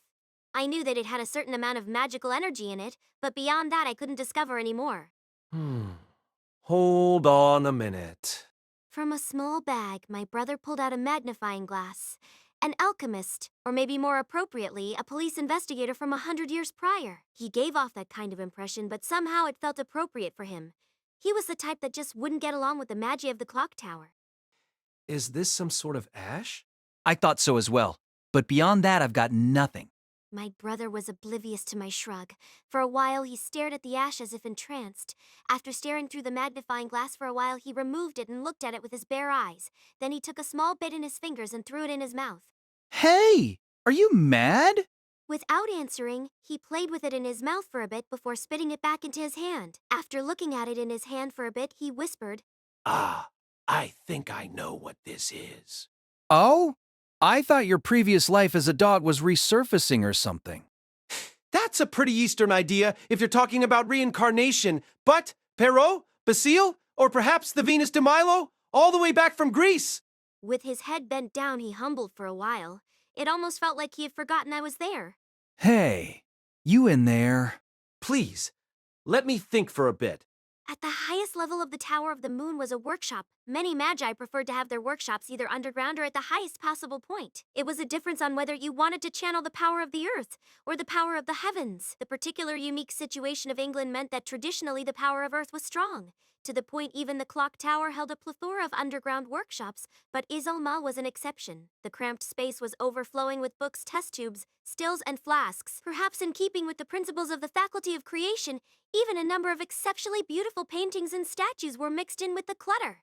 In the corner of the room was a canvas whose reek of turpentine led to the belief that perhaps even the owner of the workshop, Lord Byron, was often wont to take up the brush himself. Now the sharp smell of smoke filled the room, the scent of a meerschaum pipe. Though he no longer did so in front of others, the chance to stop for a moment and enjoy the pipe was a rare pleasure for him. Today, however, the taste of that special tobacco offered him no comfort. What you are trying to do is internalize the motion of the planet within the human body. Byron mulled over those words. How close had he come? Of course, it wasn't like the formula of the princesses was particularly concealed in the construction of their environment here, but it was the first time someone had struck so close to the heart of it at a first glance. Of course, his speculation so far reached no further than an outline. The original idea that gave birth to their research was not something to be guarded so carefully anymore, and even if he managed to encroach slightly on it, there was no way he could reach the territory they now occupied. But something about him sparked caution. Something about him made Byron think, if he is left to his own devices, who knows how far he'll intrude? And the fact that those words had been heard by Lord El-Melloi and the Grand Tuko Azaki, both geniuses of execution, who knew how much they'd be able to recreate of it. Damn it. Grinding his teeth, Byron bit down hard on the mouthpiece of his pipe. He couldn't shake the fear that the path they had been walking for hundreds of years was being intruded on. As far as history was concerned, even the old head family of the El-Melloi, the Archibalds, couldn't match Iselma, yet even so they just couldn't seem to pull ahead. To recreate the ultimate beauty within the human body, after electing that path they had begun their long, tireless tread down it. However, in his own generation, with the current iteration of the princesses of gold and silver, they had finally began to approach that far-off ideal. Just a which determined kinda... only a little more. Just a little more, and they could reach it. The fact that Lord El-Melloi of all people had spread the word could be taken as high praise, could it not? Not to mention the arrival of the grand girl from the Far East. Even a grand couldn't afford to ignore his progress. That's why Byron was so desperately struggling. Use every method conceivable, even if it meant acknowledging that girl, if it meant advancing even a few steps forward. And yet every single one of you... As he began to clench his teeth on his pipe once again, his name was called. Lord Byron? Ah, you've arrived. Turning to view the entrance of the workshop, he saw two men and a maid. Islo Sabuna, Mayo Brishes Kleinels, and Regina. On top of the fact the Princess of Silver, Bestella is still with us. The loss of the Princess of Gold is not certain. That was the truth. The impact of the incident was indeed severe, but they still had room to turn things around. The purpose of the Iselma bloodline creating a Princess of Gold and Silver also considered the necessity for a spare. Just because one of them was lost did not mean they were finished. Still holding the pipe in his mouth, Byron turned his attention to the Magus with the tied-up hair. However, how is your dress? My dress is perfect. His long fingers held long needles and thread. In the West, legends of witches or goddesses that involved the making of clothes were plentiful. Stories such as the beauty cursed to die by a witch when she pricked her finger on a spindle in a sleeping forest, or the three goddesses of Greek mythology who spun, managed, and cut the threads of fate. The dresses he made were built upon that traditional foundation. Byron then turned to the remaining Magus. And your medicine? My medicine is also perfect. I am fully prepared to help Lady Estella ascend to the place of Princess of Silver, just as I helped with Lady Deirdre. These two were absolutely invaluable magi when it came to the princesses. That was why, despite being from different factions, Byron still invited them into his workshop. They had overcome the obstacle that was the Clock Tower's factional warfare, and for the sake of Iselma's goal, the creation of a human that possesses the ultimate beauty, their bloodlines had cooperated since times of old. There should be no problems with the preparations if Kalina is gone, correct? I believe so. The moldy atmosphere settled into silence. Very well. I don't know what sort of answers that self-styled detective of a lord will turn up, but it is irrelevant to us. The solemn pursuit of beauty is all that remains for us. Depending on the circumstances, we can just have the El-Melloi take responsibility. They've lost quite a bit since the death of the previous head, but I'm sure there is still some value to be found in them. When it came to the El-Melloi classroom, the New Agers were their star of hope, or so it was said.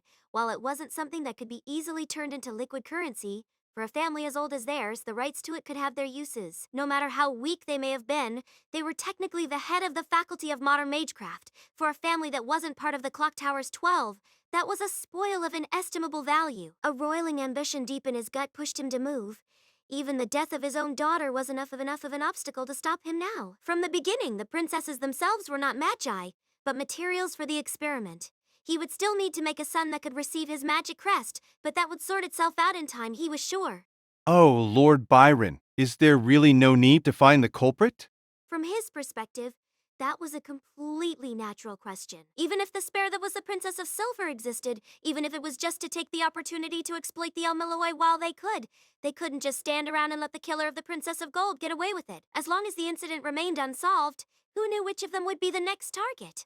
For a magus that was used to battle, more than any sense of justice, they would feel the need to settle the case out of self-preservation. For Mayo and Islo, though, that wasn't the case. They may have had some sort of trump card up their sleeves, but they weren't the type you would expect to come out on top of a violent confrontation. In that way, they were completely different from those magi that had gathered at the Castle of Separation. In short, you want to say you don't think that Rain's girl is the true culprit? No, I wouldn't go that far. However, his natural timidity prevented him from saying anything further. There is no need for you two to be concerned. But I said there is no need. Byron immediately shut down Mayo's attempt at arguing. understood. Bowing his head deeply, Mayo made his way out of the workshop, followed by the other two. Watching them go, Byron did not lift his gaze from the door after it shut behind them, whispering softly to himself. But there may be one more trick at play here. Tuko Azaki's room was located in the Tower of the Moon. While most other guest rooms were in the Tower of the Sun, she had been located here because she arrived before the assembly. Invited from time to time, she would give half-hearted advice on magecraft, but really it was more like she was a simple house guest. Perhaps because she had been there so long, her room had begun to reflect her tastes well. An old-fashioned globe, an assortment of gossip magazines mixed in with philosophy and magecraft-related texts, and large numbers of springs and tin plates that seemed indiscernible from garbage occupied the space. Now on her desk was a well-used real-type projector. As expected of Iselma, using an antique that looks to be almost 100 years old, despite having more modern ones easily available. She muttered, scrutinizing the machine with fascination. In her case, of course, there were magical properties to it, but she was more interested in the history of the device itself, just as a jewel carried by many different people over a long time began to be stained with their thoughts, making it easier to using in production related to magecraft. A tool like this, touched by the feelings of many people, would also begin to develop its own kind of mystery. While for most objects that mystery stayed concealed forever, in some rare cases it would bloom forth, like the Tsukumogami of her home country. What have you shown, I wonder? What do you want to show in the future? Though the last kid was still missing something, so I left her to her own devices at the Ryan Girls Academy. Tuko spoke to the machine. Her narrowed eyes and fingers ran across it as if to directly prise the machine's history from its frame. As her hand still moved, Yes, like that. Come on soon.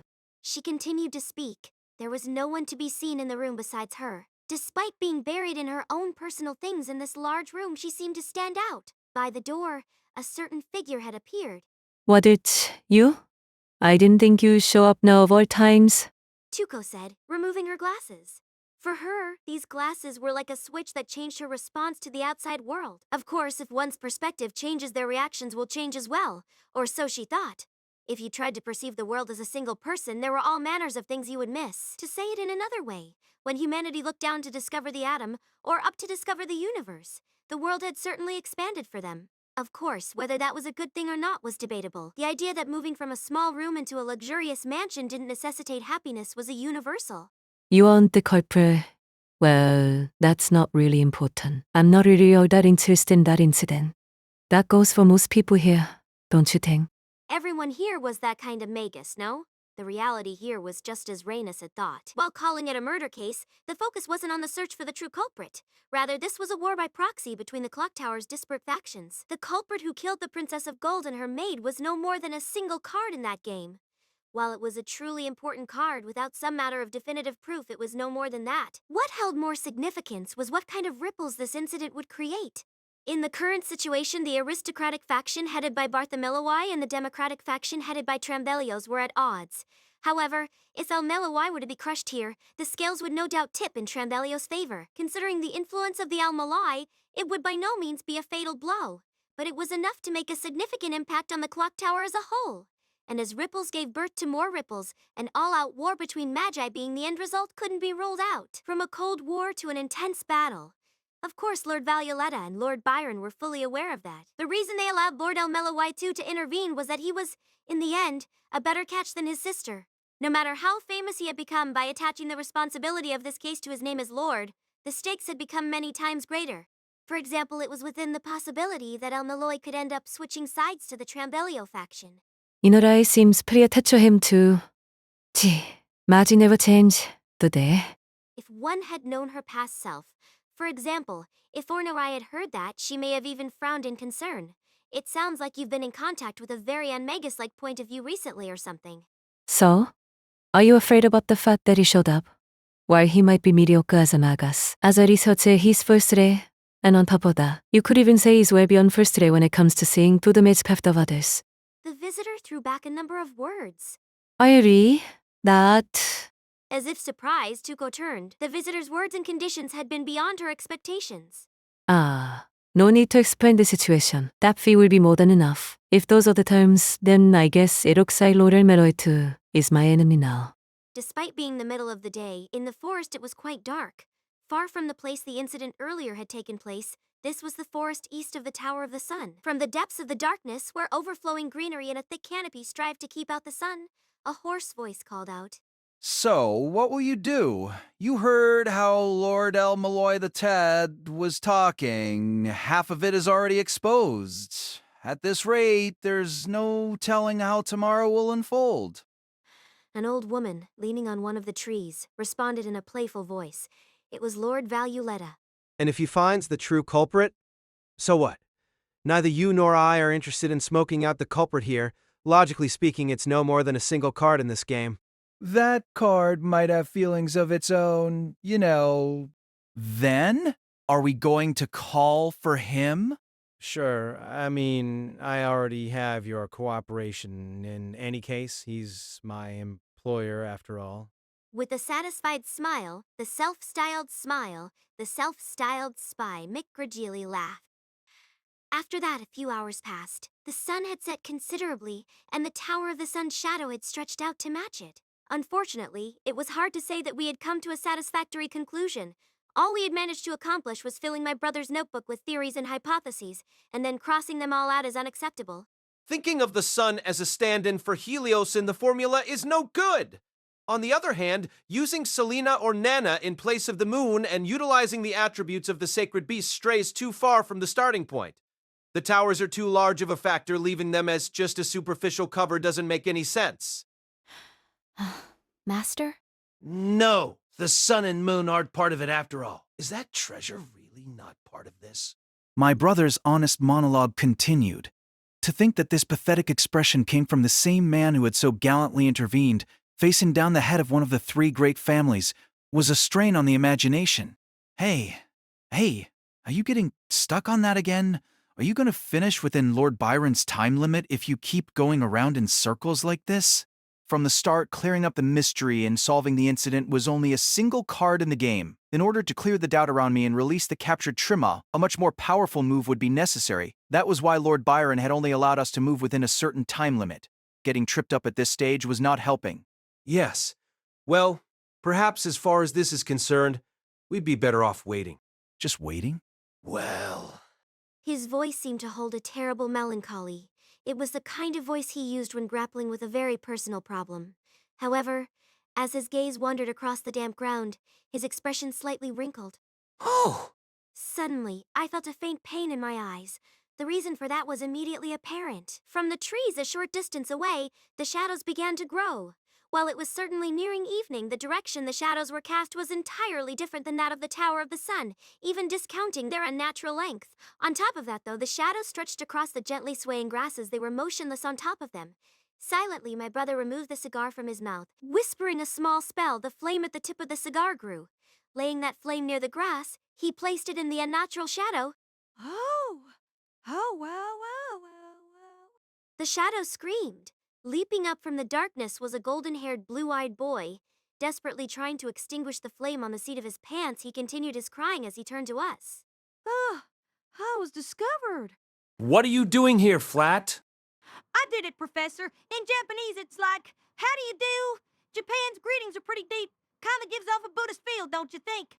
With a simple-minded innocence, the blonde boy spoke vigorously. Most likely, what we had just seen was illusion magecraft. Using shadows to hide one's own body was a popular style in Germany, if I recalled correctly.